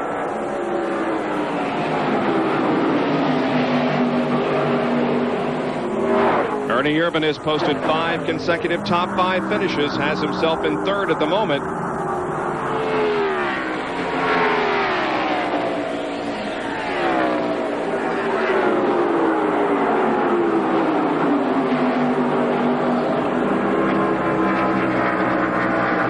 Take a look at the race recap at the conclusion of 80 laps, 200 miles, with, at the time, Ernie Irvin is the leader. That, of course, has changed. 8 of 80 laps led by Irvin. Lead changes 9. We've had 3 cautions, 16 laps. There are your lap leaders. After 80 laps, it's been a real fight up at the front of the field. And, of course, we're still keeping track of Jeff Gordon's car, see if they're going to get him back into the fight. But Waldrop, Marlin, Kyle Petty definitely out of the run. And again, the report on Kyle Petty, he's awake alert. He has pain in the neck, the knee, and the chest as he was sent over to Methodist Hospital for x-rays. We expect those x-rays to come back just any time now, and I'm sure as soon as they have them, the Track Medical Center will let us know exactly what Kyle's condition is. But Dr. Henry Bach said he thought he was in good condition.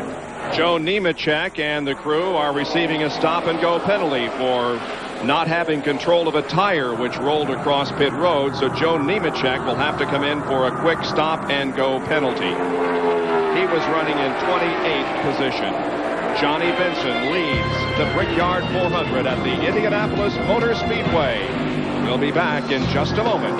Stay with us. Brickyard 400 rebate, $4 a case.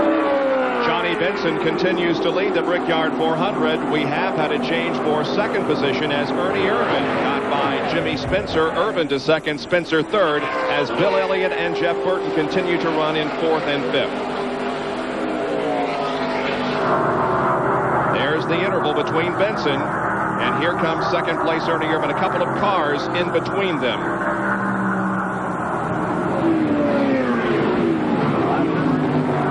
Jack Arute has an update on Johnny Benson, who continues to lead. Well, guys, you heard Stu Grant, the worldwide director for Goodyear, say he's recommended with his engineers to all the crews to go up to the recommended tire pressure. That's what Johnny Benson's crew did on that last exchange of tires. They let Benson know, and instead of curing the slight tightness or the push that they had in the car, going up on the air pressure has exacerbated it. It's a little bit more pushy, but they said better safe than sorry. In the meantime, forget about the spotters telling you whether you're clear of traffic or whether there's an accident. What they're doing now is playing the role of referee. Anytime a driver dips a nose down onto the grass, they get on the horn and say, you were on the grass, get off it. Well, they're serious about keeping off that grass, aren't they? Absolutely. And they have seemed to have cleaned up their act a little bit over here in turn 2. You don't get it as regularly as you were previous to the 200-mile mark. One car that has retired from competition is Ward Burton in car number 22, while his brother runs in 5th position. Jimmy Spencer started 20th, currently up to 3rd. A good run for the Berwick, Pennsylvania native. Now back to Bill Elliott and Jeff Burton, and right behind Jeff is the 6th place car of Mark Martin. And there's Dave Marcus, who had gone to the garage area, is back now. And look at Dale Jarrett is right behind. Dale Jarrett is running this. Didn't someone say a moment ago he's fast and running the cars down by himself without the aid of a draft? Here he comes. He may be the fastest car on the racetrack. Let's check this. Yep, last lap was 168.882 for Dale Jarrett. He's the fastest man on the racetrack. That last lap was 169.8. So he's about a mile an hour faster than everybody else out there.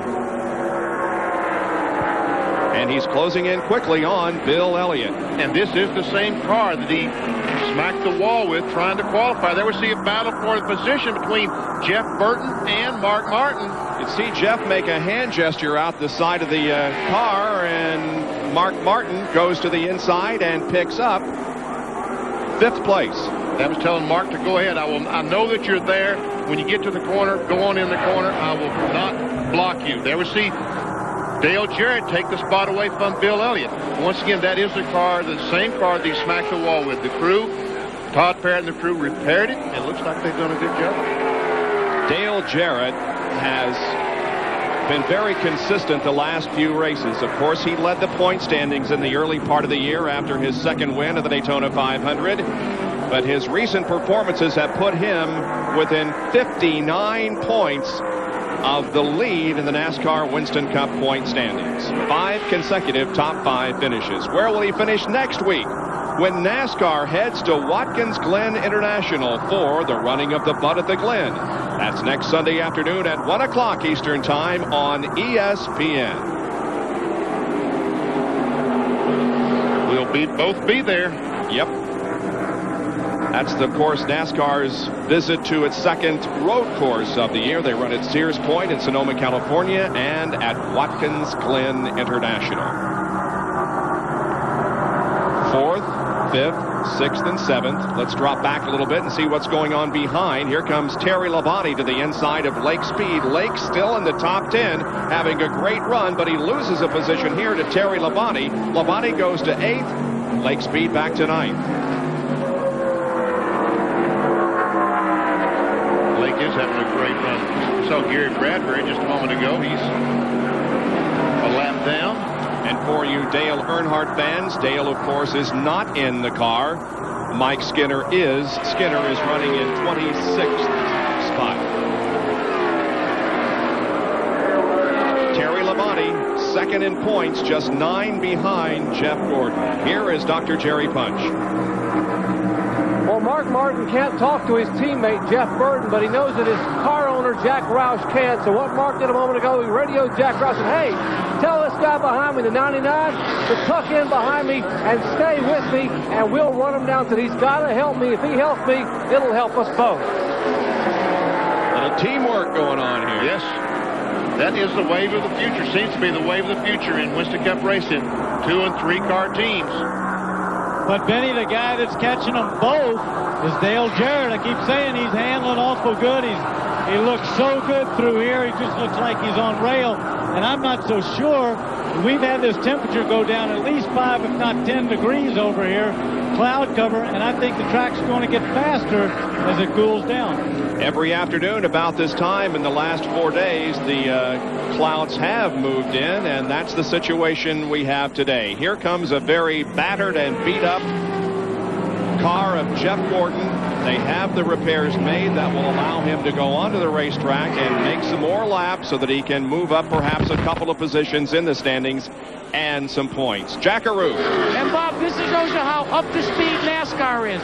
The last thing that a NASCAR official said to Jeff Gordon before he strapped himself in the car, look, make sure you stay out of the way of the leaders.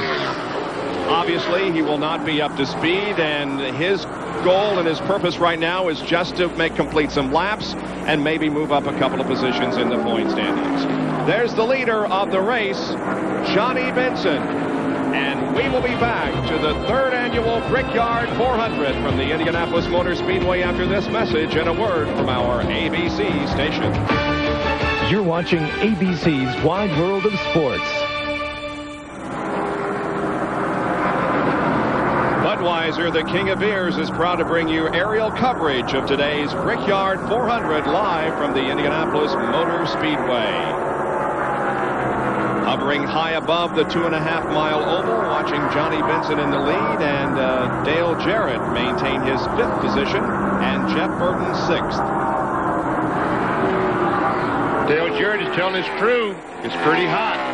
Water temperature, I assume he's talking about the water temperature is creeping up. Maybe talking about his feet. Well, he was at one point 8.7 seconds behind, and now Jarrett is 6.8 seconds behind. So he continues to be one of the fastest cars on the racetrack. On the far right of your screen, that is Jeff Gordon. And from the fastest car when the race began, and yesterday it's a taped up, moving piece of metal, Benny. Yeah, that's the windshield we see going around. But why is he out there? Because if he can run just 13 more laps, he will pass both Sterling Marlin and Kyle Petty, who crashed, and by just moving up those 2 positions, he will pick up 6 points, and that could be very valuable when they pass out the checks in December at the banquet. Battle for 3rd spot. Jimmy Spencer, the yellow car, has it. That's Mark Martin, the blue and white car, wants it. Remember, Mark Martin a moment ago passed his teammate, Jeff Burton. We had a report from the pits where he said, "Tuck on, let's go." Well, Jeff Burton right now just can't keep up with Mark Martin. And I also think that Dale Jarrett, who was running so strong, who got by him, is now seems to be holding station behind Mark. Doesn't seem to be green. So if he is running hot, maybe he's had to back off a little bit. Right now, Ernie Irvin is gaining on the leader. We see the lead is 2.6 seconds. It was about 4.5 seconds just a few laps ago. So he is gaining. Gary Gerald? Well, Benny, we just checked with Todd Parrott to see how he would respond. He said, "Are you running hot?" He grinned and he said, "No, my driver is hot, but we're all right." Now, is he playing games? I don't know. Yeah. It's pretty warm out there. He might be getting, and this is a fairly flat racetrack. A lot of folks around here, a lot of grandstands around here, so maybe there's not a lot of breeze in the car. They do have the window in the right side of the car. Benny, that's the one great thing about those open cockpits. You got about a 220 mile an hour breeze most of the time. Benny, or what we seeing here with Ernie catching him is the fact that he took on 4 tires as opposed to Benson's 2 tires, and we're getting sort of later in the run. The tires are being scrubbed in a little bit. Is that what we're seeing here? I would believe that is the case, that right now the 4 tire change is starting to make a difference. Only had 3 caution periods during the Brickyard 400 so far. We have been green since lap 48. Jack Arute has more from pit road. Well, Bob, I think you're absolutely right what Benny said, but here's what Larry McReynolds has told Ernie Irvin. Don't worry about using up the fuel, but make sure you try and conserve the tires. So even though they've got better rubber on one side than Johnny Benson, they want to try and conserve it. Why? Because the next time, they're only going to change 2. This is a good little battle here between Jimmy Spencer and Mark Martin. Martin is all over the back end of Spencer, but just cannot make the pass. Boy, Benson just had a wiggle on there following Dick Trickle's car. He got in there real close underneath 2, got it a little bit sideways, had to back out of it. Now you can see how close it is between first and second as Ernie Irvin will go to the inside and pass Michael Waltrip. And Johnny Benson is having a tough time getting by Dick Trickle. Now he'll be able to do so out of the corner and onto the straightaway. Michael Waltrip shooting down to the inside of the racetrack as Ernie Irvin tries to tuck right in on the back bumper of the Pennzoil Pontiac. Well, here's our race recap after 100 laps. We've got 60 to go in this Brickyard 400. Did you see the dust and debris that flew up as Benson went on the outside of Trickle in turn 1? Oh, yeah, it's bad over here, too. These guys come back. We just get covered by it when they're out there running the outside groove. But look at Ernie right there. Whoa! Right up to the back part of the bumper. Well, he wants to get to the corner before Dick Trickle. He does not want to get caught on the outside like Johnny Benson did in turn 1. This is a battle for the lead. Johnny Benson, with whom we're riding, is the leader of the race. Ernie Irvin is in second spot.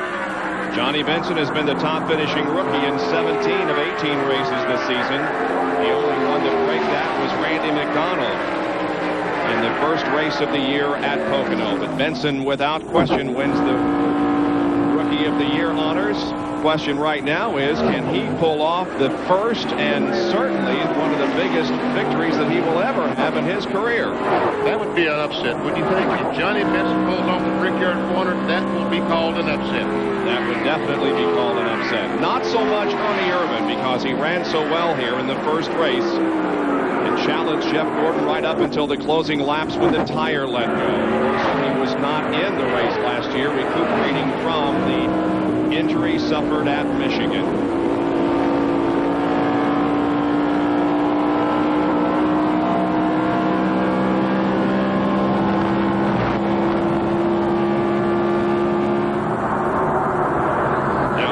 Martin trying to get by Spencer. Actually, he's by Spencer already. We missed that a moment ago. Spencer has fallen back to the 6th spot. A moment ago, Spencer was running in 3rd spot, but now has dropped back to 6th. We've been concentrating on the leader. And of course, that puts Dale Jarrett. He is right behind Mark Martin. Well, the focus of attention continues to be at the front. Look at Ernie. Got a good run off of the backstretch there into the corner. They come on to the short chute, and Irvin will look to the inside of Johnny Benson and see if he can get the lead in turn 4. Not at the moment, but maybe he'll have the momentum build up down the straightaway. Here they come.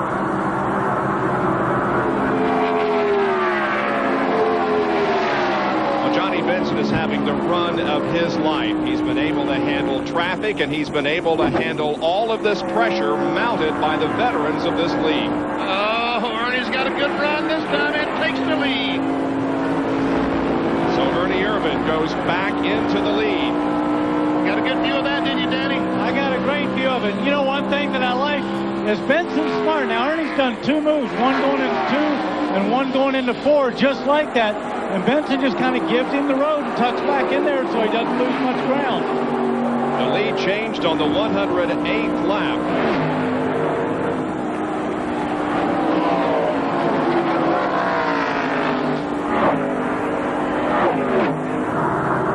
Benny, I think that shows pretty smart racing on Benson's part. He knows there's a lot of racing to go, knows Ernie's got that run on him, plays it smart. He's still tucked right in there behind him. He is a rookie, but a very smart rookie, Danny. Here are the top 10 after 108 laps. It's Irvin, Benson, Martin, Jarrett, and Burton. 6 through 10, Spencer, Elliott, Lamani, Shepard, and Hut Strickland. Dozen run-of-the-mill drivers. They couldn't call it the International Race of Champions, could they? Think about it. At the Indianapolis Motor Speedway, and Dale Jarrett has just taken over 3rd position from Mark Martin. Without question, Jarrett, the fastest man on the racetrack. And look at Dale Jarrett down the straightaway, sticking his left hand out the window of his car, trying to funnel some air in to cool off just a little bit.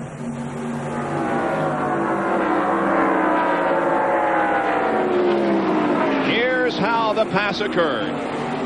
Comes off the corner and just dives in there. Mark Martin basically gave him the road. As a matter of fact, when they got to straightaway, Dale Jarrett waved and said, "Thanks, Mark. Appreciate you not holding me up." We have a Pontiac leading this race. Jimmy Spencer had his hand out the window trying to cool himself off. These guys, and the temperature, Danny, I've been told, has dropped from 89 degrees to 82. You're right. It is cooling off out there, but they're hot in the cars.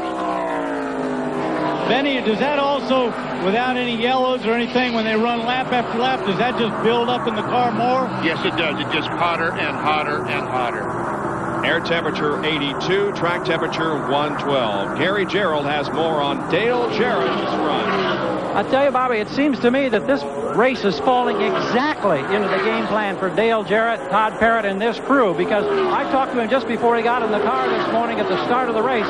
He said, my big concern is going to be that first 20 laps or so. We want to get things strung out, and then from 24th, we want to just pick people off one at a time. So here we are approaching a pit stop at 13 laps. He's up to 3rd from 24th, and he's doing exactly what he said he hoped to do, taking them one lap at a time. We think he may be in here for a 2-tire stop in approximately 3 laps. One thing that we have to keep our mind on, however, is what Terry Labonte's crew is telling him.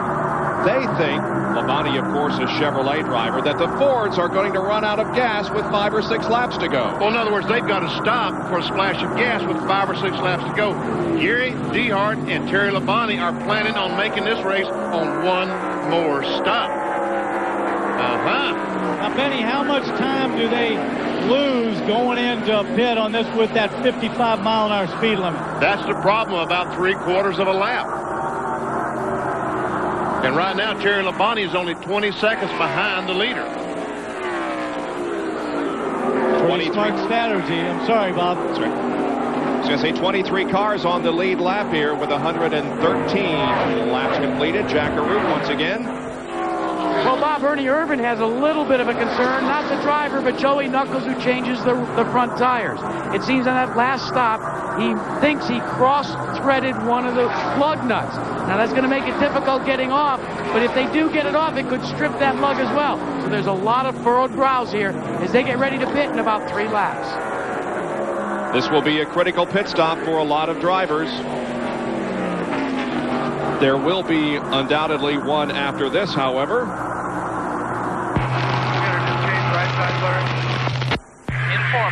Never see those cars. We're hearing Ernie Irvan and Larry McReynolds having conversation regarding how many tires are going to change during the stop.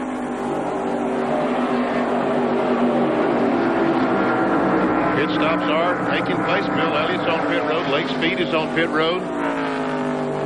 Bill Elliott was in the top 10. Lake Speed had fallen back to 13th. Jimmy Spencer comes down pit road. There you see Kenny Wallace at the top of your screen coming in.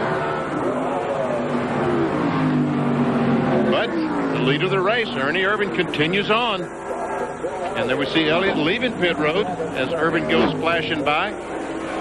Here's Gary Jarrell. We thought it would be 2 tires. It's going to be 4. Jarrett, a lap and a half back, said, I want a round of bite and I want 4 tires. He's already got 2 new Goodyears. He's got 3 and 4 coming. Everything looking routine.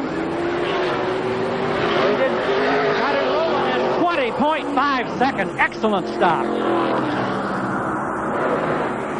It is a great pit stop for 4 tires. You know, one problem that Dale Jarrett, I'm sure, is having because of the heat, he was banged up in Pocono. Remember the crash he had up there? He broke a couple of ribs and broke a bone in his leg. He's not been able to exercise and stay in shape like the way these drivers have to anymore to run these hot races in the summertime. I'm sure he's missing going down to the gym about 2 or 3 times a week. Dale Jarrett finished 3rd here last year. There is the leader, Ernie Irvan. Conversation continues between him and Larry McReynolds.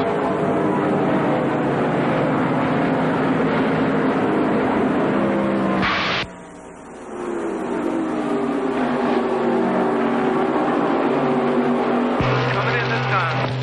In 4-foot. Come to your sign. 4,300 now.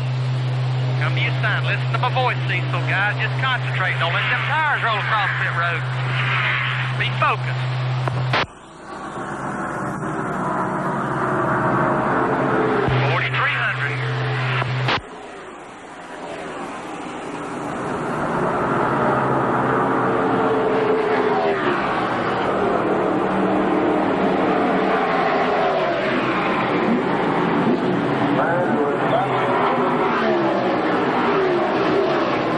So Ernie Irvan is in.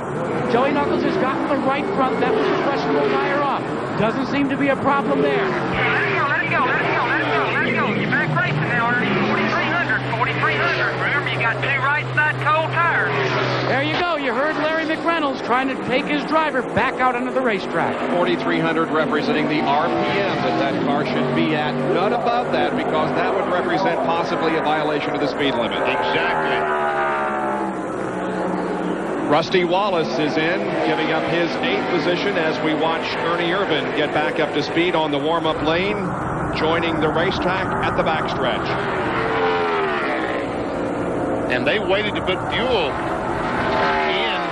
Here comes Mark Martin, the 2nd place car in. Dr. Jerry Punch, he's headed toward you. Mark Martin gives up 2nd spot. To make at least one more stop. They cannot make it the rest of the way, Bob. He'll have to stop with 9 laps left. The problem they're having here is Mark's car just stays too tight. 1 round, 2 rounds, 3 rounds out of the right rear. They are trying to loosen the car up, and as you know, a tight race car means you got to slow down entering and exiting the corners. 4 scuff tires, full of fuel, 3 rounds out, and he is down and away in 19.6 seconds. Excellent pit stop. 4 tires and only 2 impact wrenches. Last year at the Brickyard, these teams could use 3 guns. Now they can only use 2. Well, Johnny Benson is a leader, Jackaroo. But he's going to be coming onto pit road. They were trying to stretch as very long as they could to make this on one more stop. But he just reported a fluctuation in Johnny Benson's fuel pressure gauge. He said, I'm coming to pit road, guys. We don't want to chance it any longer. His crew chief said 10-4. And so we watch him enter turn number 3. Jeff Burton passed him there in the backstretch. Burton has already been in for his pit stop. So here goes Benson into the pits. He relinquishes the lead to Terry Labonte. Comes off the corner at almost full speed, but has to get it slowed down to 55. Jackaroo called a stop of Johnny Benson. Well, there was a lot of talk on whether to go with right sides only or take 4 all the way around. Ernie Irvin made that call by taking only one side, the right side. So now Johnny Benson is going to do likewise. It looked like a round going in on the left side, cleaning the front end of the car. The work is completed. Now taking all the fuel in 11.2 seconds. They hope they've got enough now to go the distance and come home in front. Well, it's going to be very interesting to see if he can go the distance. Here comes Ernie Irvin at full speed into turn 1. And there goes Benson on the pit road. So these cars are going to be awfully close when they get to the backstretch. Benson is still on the warm-up lane. Here comes Irvin at full speed. He goes by Benson. Of course, you can't run at full speed on that warm-up lane, but there is no speed limit. At the moment, Terry Labonte has picked up the lead of this race, but he needs a pit stop before too long. Well, we've set up now for what could be the final run, although some cars are going to have to make a pit stop before the end of this Brickyard 400 at Indianapolis, Indiana. We're back at the Brickyard 400. You're taking a look at Johnny Benson. He's currently in second place, but on your game cards, it's time for the Budweiser Fast Track Sweepstakes. The 300-mile leader was Johnny Benson. So write down Johnny Benson on your game card. You can take it to the checkered flag for a race fantasy. You could win a trip for 2 to the Brickyard 400 in 1997. Stay tuned for the final lap and your chance to win. Brought to you by Budweiser, the king of beers.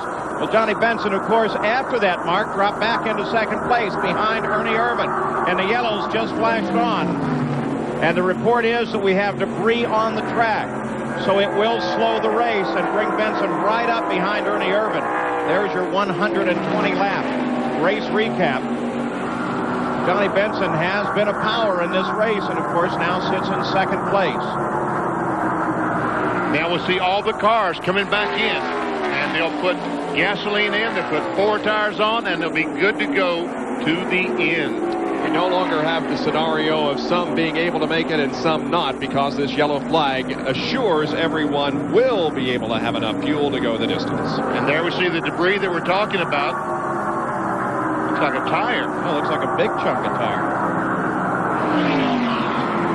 Right down toward the turn 1 area of the racetrack. Debris brings the yellow out. And so the field slows. We expect everybody in for a stop. We'll return to the Brickyard 400 after this message and a word from our ABC station. Facilities provided by Budweiser, the king of beers, proud to be a sponsor of the Brickyard 400. And we are about to go back to green flag racing. The green will come out on lap number 130.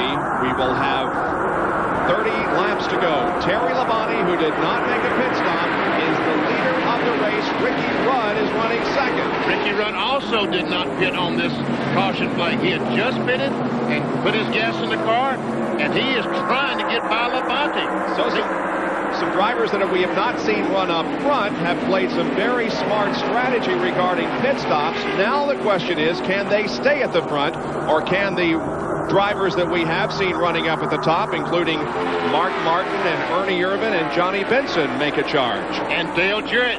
Here Jarrett is the car that's been up front predominantly today, is in third spot, goes by Bobby Labonte and takes off after Ricky Rudd and Terry Labonte. Meanwhile, there comes Ernie Irvin.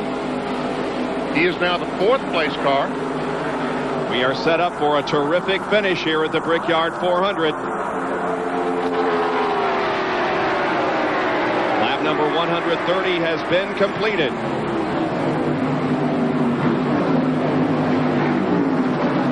Morgan Shepherd has had a great run here today. He's moved up to 6th position, and he was at the back of the field when this thing began, but he has steadily moved up.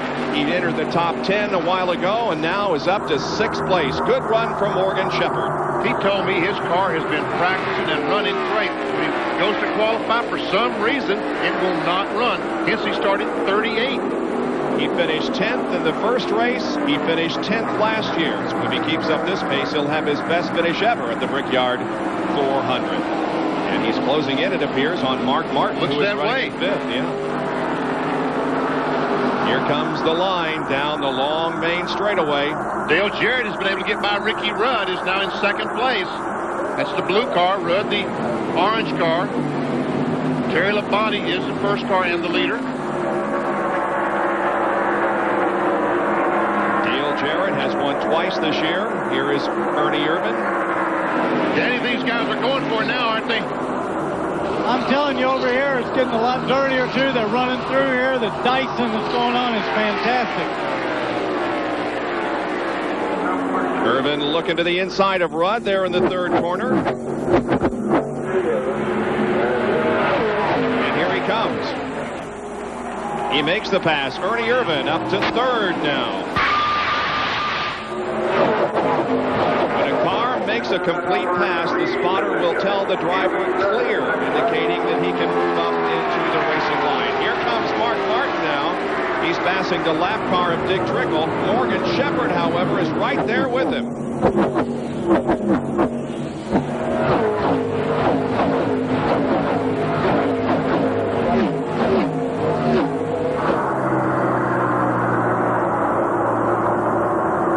There's the leader on the left, Terry Labonte. Kellogg's. Dale Jarrett in 2nd place. His teammate, Ernie Irvin, Allen car is in 3rd. The 2 Robert Yates cars running 2nd and 3rd. The leader, Rick Hendrick's car, or the leader, Terry Labonte's car, is owned by Rick Hendrick.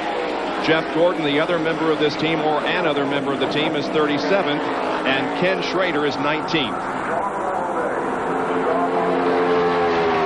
Gary Gerald. Leaders flashing by us, Benny. It looked like about 3 car lengths between Labonte and Jarrett. Jarrett's crew, we are told, telling him on the radio, they still believe Labonte is going to have to stop. That's not the feeling in the Labonte camp. So we play out the strategy here. Will the gamble pay off for Terry Labonte? 1 short track win this season, 5 second-place finishes, looking for big bucks and glory right now with less than 30 to go. Well, for quite a while now, it's been the Labonte team that's saying everybody else is going to have to stop, not us. And they all stopped and got a splash of gas on this caution. He did not. He stayed out because they said, we can make it. Can he make it? We'll find out shortly. The leaders just turned their fastest laps of the race. Labonte at 170.5, Garrett at 170.7. So they are flying. That's about 3 miles an hour up from what they were just a bit ago. Danny, Ernie Irvin just cracked one at 171. Go ahead, Danny Sullivan. Yeah, but don't we want to see, Benny, don't we want to see Jarrett in the front? Wouldn't he feel more comfortable out there in the front in that clear air and let the battle go on behind him? Oh, of course he would. He wants desperately to get by because it's so difficult to pass. Right now, Labonte is pushing so much air that it makes Dale Jarrett's car push. He needs, while his tires are cool, he needs to get by. And right now, he may have him here. Oh, he got a good run off that corner. They're in the short chute now in the 4th corner, and Dale Jarrett takes the lead in the Brickyard 400. Great pass in there. That was a nice pass. It was a great pass. And Terry Labonte is going to hang on to this Jarrett all he can. Looks like he was going to try to make a move going in 1. 25 laps to go. Ernie Irvin gets the tires down in the grass in turn 1, and he puts pressure on Terry Labonte.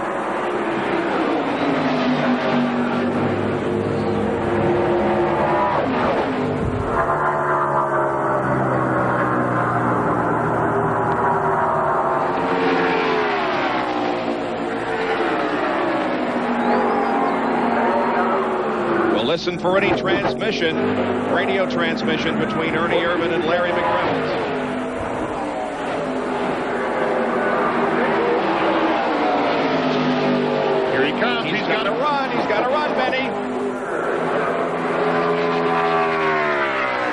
front stretch, and Ernie Irvin moves into second spot.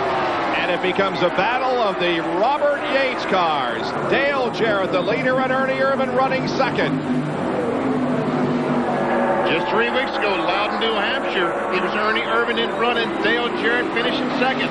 So Robert Yates, this would not be the first time his cars finished first and second, but it would be reversed from Loudon. If they were to end this way. It's not over yet. Dale Jarrett becomes the 13th different leader of the race. That ties the number we had in '94, and it's the first time that Dale Jarrett has ever led at Indianapolis Motor Speedway. Laps winding down. Dale Jarrett, the leader, back after these messages. Ernie Irvin has just passed his teammate and taken the lead from the Brickyard 400. It's Ernie Irvin now in front. Jarrett second, but don't count out Terry Labonte, who's hanging with him. And Mark Martin as well. That fourth car is Mark Martin. Here's how it occurred. Front of you, Danny. Yeah, Ernie seems to be working very good down tight. He's very low down there. He can run lower than everybody else. Just got underneath him, kept his foot in the throttle, had a run off the corner. Down the back straight, he had him.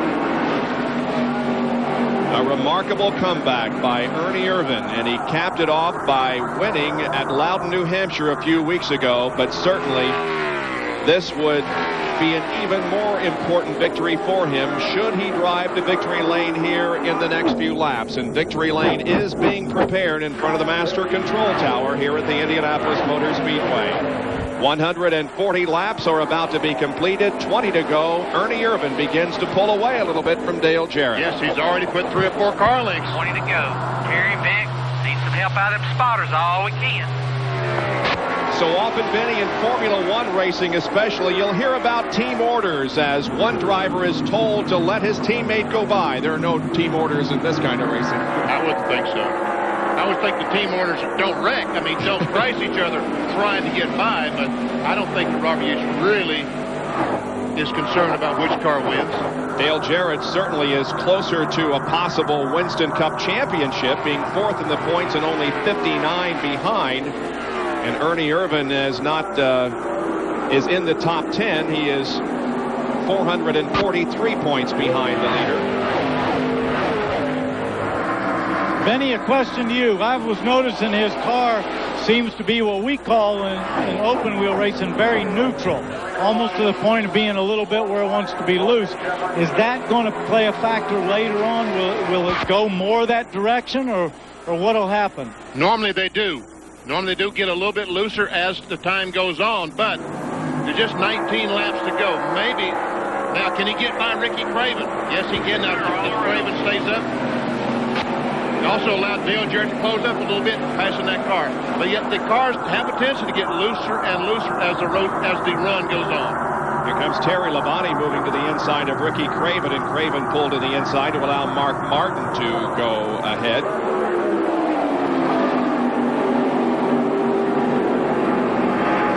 So it continues to be a battle of teammates up front. Just a car length separating Irvin and Dale Jarrett with less than 20 laps to go. And Morgan Shepherd is in 5th spot. That's Todd Parrott telling his guy, you can get him. You can get him.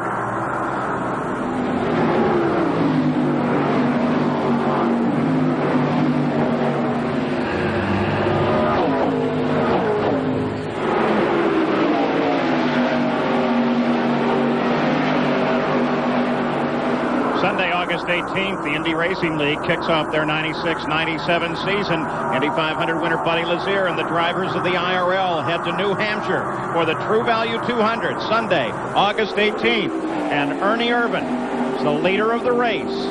And he's gotten there by driving incredibly hard this last segment. He has the fastest lap of the race at 171.3 miles an hour. Morgan Shepherd, currently 5th, is the second quickest, and he's done it at approximately the same time about 8 laps ago at 171.2. There are 23 cars on the lead lap. The top 2 separated by just a couple of tenths. We're going to stay with it now and bring you the remaining laps of the Brickyard 400 with no commercial interruption. Only 5 cars have dropped out of this race. including Jeff Gordon, who'll finish 37th. Bob, Dale Jarrett must like starting from a long way back. Last year he started 26th and finished 3rd. This year he started 24th, and he's now running 2nd, challenging for the lead. He probably would prefer to start up front, but you're right. He has been able to come from deep in the pack. Dale Jarrett has won twice this year in NASCAR Winston Cup competition. 16 to go, babe. He won the Daytona 500. He won at Charlotte. Boy, he said he calm, didn't he? He sure did. I'll tell you what, though, Benny, over here, they're not driving these things calm. They're sliding them through here, and they're really working them, trying to get as much out of them as they can. We've received just some real unofficial news that Kyle Petty has been released from the hospital and will be making his way back here to the racetrack. So that is good news if indeed we can confirm it. But we do know that Kyle Petty was not seriously injured in that what appeared to be very serious crash early on in the Brickyard. That was just because he hit the wall hard about 3 times. As we watch the battle at the front of the field, don't forget that Morgan Shepherd started back in 38th position. And Morgan is now running up in 5th. Ernie didn't even answer him that time. His hands are full. Yeah. He's got his teammate back there. I folks, I can't tell you how those drivers are feeling right now. All 5 of those guys wanted to win this race so badly. You know, that's why they do it. That's exactly why race car drivers are race car drivers. It's not the money. It's this moment in time. I'd update you on Johnny Benson, who was so strong earlier in the race, led many, many laps. He's dropped back to 8th position at about 9 seconds behind these top 2. Bob, that pit stop really hurt him, and he got back here in the traffic, and he's been fighting his way through it the whole time. He was coming off here sometimes 3 and 4 abreast down the back straightaway. You're absolutely right. So many times you'll hear Benny and the rest of us talk about how important track position. And we saw that in the pit stop when several cars got out ahead of Johnny Benson, picked up the track position, and Johnny has not been able to pick up as much on the racetrack. However, he will earn the bonus for most laps led today. Johnny Benson will, with 68. Jerry Punch has an update on Labonte. While Terry's crew chief, Gary Dehart, keeps looking up at the sky. No, we're not worried about rain. What he wants is clouds. Every time the clouds come across the sun and it cools off, Labonte is able to taper in somewhat on the Yates teammates of Irvin and Jarrett back up there. Well, Dale Jarrett is sure making an effort to get into the front, isn't he? Well, he is. I thought he was going to make a move just a moment ago. I mean, Terry Labonte isn't going anyplace. Right now, the sun is out. Jerry Punch said that he needs cooler racetrack to run better. But now there's bright sunshine over the Indianapolis Motor Speedway. Dale Jarrett is going to try every corner, every lap to get by this one, hoping that Ernie Irvin might miss the corner just a little bit one time, and if he does, he'll be there. He's got a run on him coming off of 2. He was right there. He looked like he was really hooked up, but I don't think he's got enough. Ernie Irvin was in this identical spot 2 years ago in 1994, battling with Jeff Gordon. But you know what happened in the closing laps? The tire went down, and Ernie Irvin lost the race. Will it happen again? Will Dale Jarrett be able to pass him? Stay tuned. We've only got about 12 laps to go.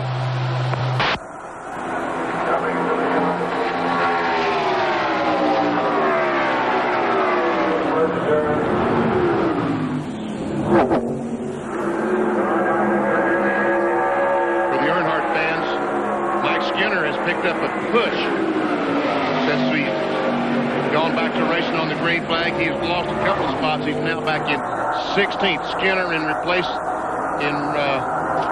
relief of Dale Earnhardt. Benny, you talked earlier in the program about how important it is to hit that very narrow entrance to the corner every time you go around this place. Now, these guys have been out there and turning left 4 times per lap for the last 148 laps. And Dale is just waiting on Ernie to make that one little slip that is going to give him the advantage. That's right. That's why he's so close. He wants to be there because it's only instant. It's only happened for one instant, and he has to be there to take advantage of it. Ernie Irvan has been to victory lane 13 times in his NASCAR Winston Cup career.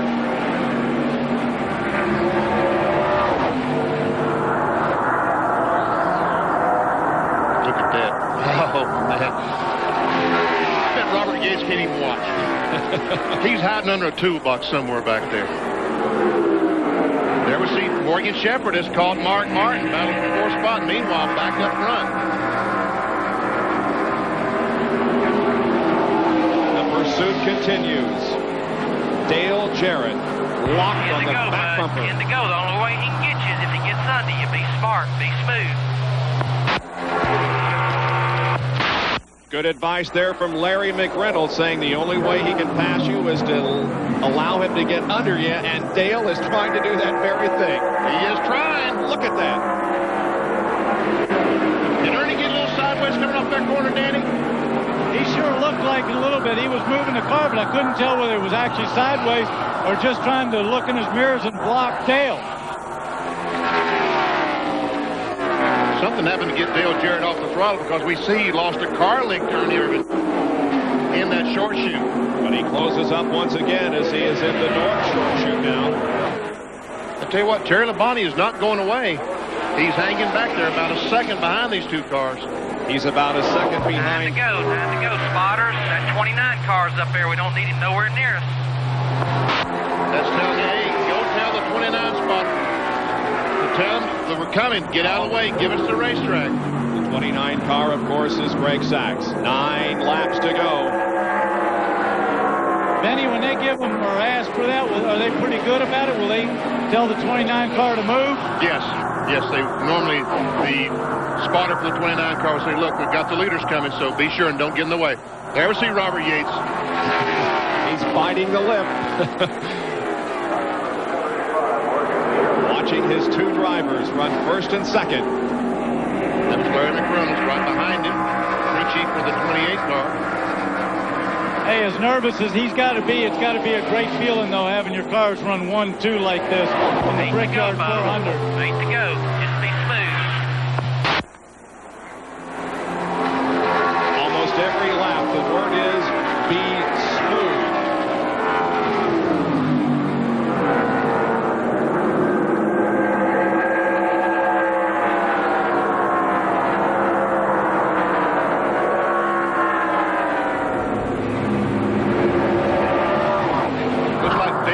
Drops back about a car length or two. Spotters get to them cars early now. We need them completely out of the way, spotters. Looks like he lays back to try to get a run down the straightaway. He almost got it that time. He almost was ready to make the move and pulled back behind Ernie Irvan. Oh, and Kenny Wallace has hit. Looks like he's blowing up. I don't know if he's hit the wall or not. He's down on the apron. I think he just blew up. No contact. Car just showing a lot of smoke. Will we go caution? No indication yet. The leaders come by. The green remains out. Benny, I don't know if he blew up because he had the smoke coming out of. Oh, here we go. For the lead. For the lead. Jarrett goes to the inside in the second corner and comes out with the lead. I'm a little high. I think I can get him back by. 10-4, bud. 10-4. Just be smooth. 6 to go when you get back. Yeah, Ernie knew exactly what he did. He got high coming off the corner, had to catch it, lost the momentum. Jarrett took advantage of it into the lead. But you heard Ernie say, I think I can get him back. But I don't know. Jarrett lengthens the lead by 1, 2, 3, 4 car lengths now, up a 4. 6 to go. 6 to go.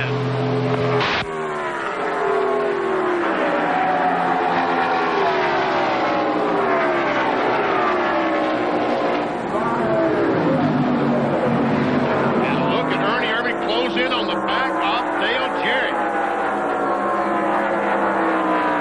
And I tell you what, there's some traffic there in Bobby Hamilton.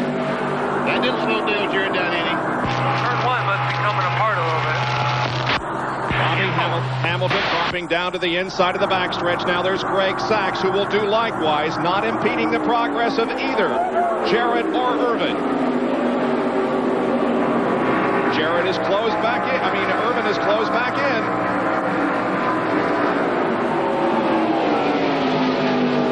Looks like they're all still here. Every single person is still here, and most of them are standing. I'll tell you, over here in turn 2, there's nobody sitting down. They're all standing up watching this one. Me too. Me too. Jarrett getting the left side tires down to the grass once again there in the first turn. Nice clean line above the white line over in 2. Ernie was in the dirt a little bit that time. He threw up a pretty good plume of smoke. Ricky Craven just took his car to the garage area. Too excited right now to try to talk.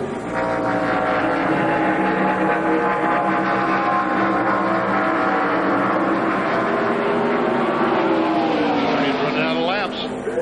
Yes, he is. 156 complete. 4 to go, bud.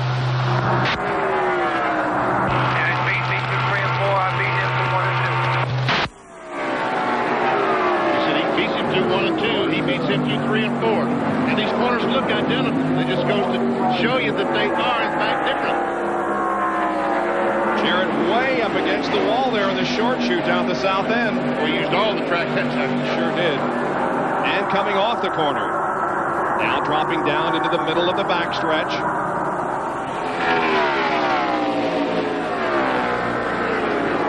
They're on the 157th lap.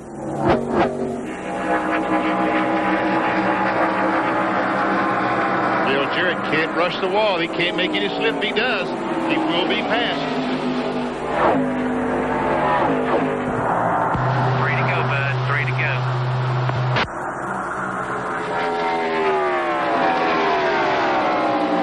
And the line, it's just about the same distance between first and second every time. So if Ernie Irvin is going to pass Dale Jarrett, he is going to have to find something that he has not displayed the last 4 or 5 laps.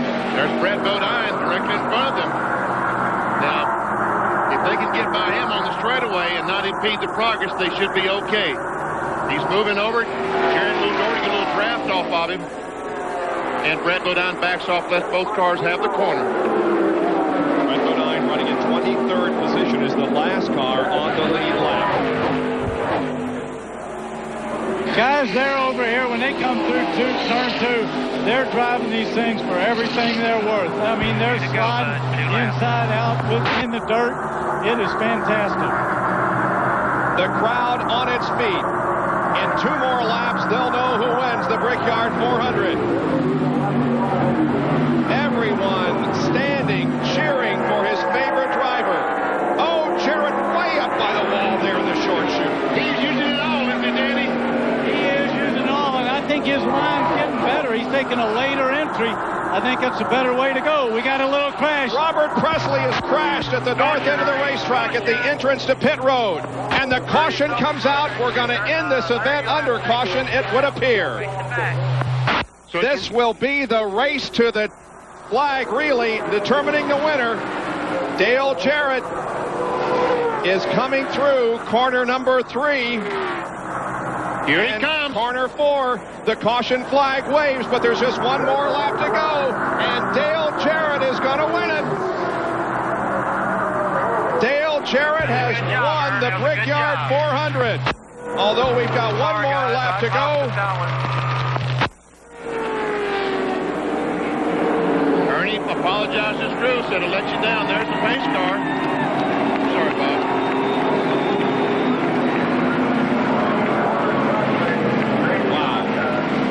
Too bad that it had to end this way. We would like to have seen 1 more lap of competition, but that's not the way it happened today because of Robert Presley, who crashed up off of corner number 4.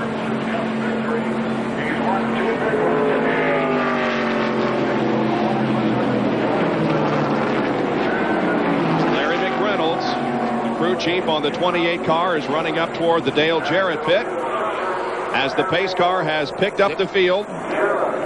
There he is. Congratulating Todd Parrott. Look at this. And Robert Yates is the owner of the two cars that finished first and second. The race, of course, is not over yet because we have seen stranger things happen. Mark Martin pulled into the pit area on the white flag lap under caution, so Dale Jarrett will have to come down and receive the checkered flag, but he's going to be the winner.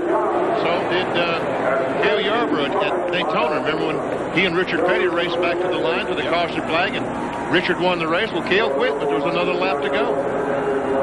Oh, Dale understands there's another lap to go.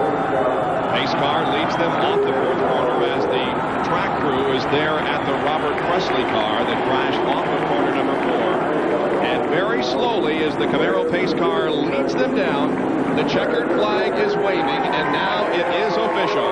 Dale Jarrett has won the third Brickyard 400 under caution. And for Dale Jarrett, it is his 7th NASCAR Winston Cup career win. Will return to the Brickyard 400 after this message and a word from our ABC station. Well, this is it, your last chance to win. The winner of the Brickyard 400 is Dale Jarrett. So write Dale Jarrett on your Budweiser Fast Track Sweepstakes game card and send it in. You could race off to next year's Brickyard 400. We want to thank you for playing. Remember to send in your game card. Brought to you by Budweiser, the king of beers. No purchase necessary. Must be 21 or older to enter. See official rules for details. This Bud's for race fans. And this man is for Winner's Circle at the Indianapolis Motor Speedway. Dale Jarrett very definitely knows how to win the ones with the big crowds and the big money. Let's go down now. Jack Arute is right there with him. And, Paul, you know, there was a time when this young man thought he might like to play on the PGA Tour. That was before he became a winner of the Brickyard 400, before he won the Daytona 500, before he won at Michigan International Speedway, literally before he decided that his dream should be to wheel a Winston Cup stock car. Getting the congratulations of his crew.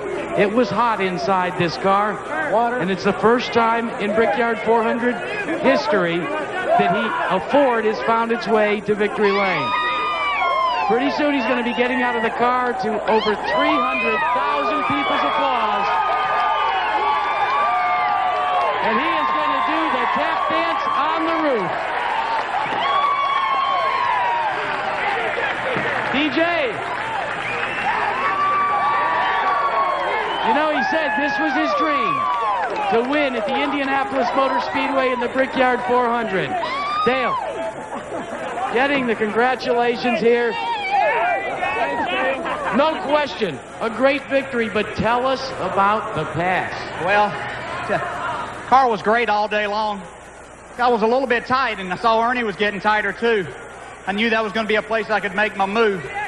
He got in a little bit hard and a little bit high, and I saw an opportunity to get by him, and I just took it, and the car worked a lot better out front.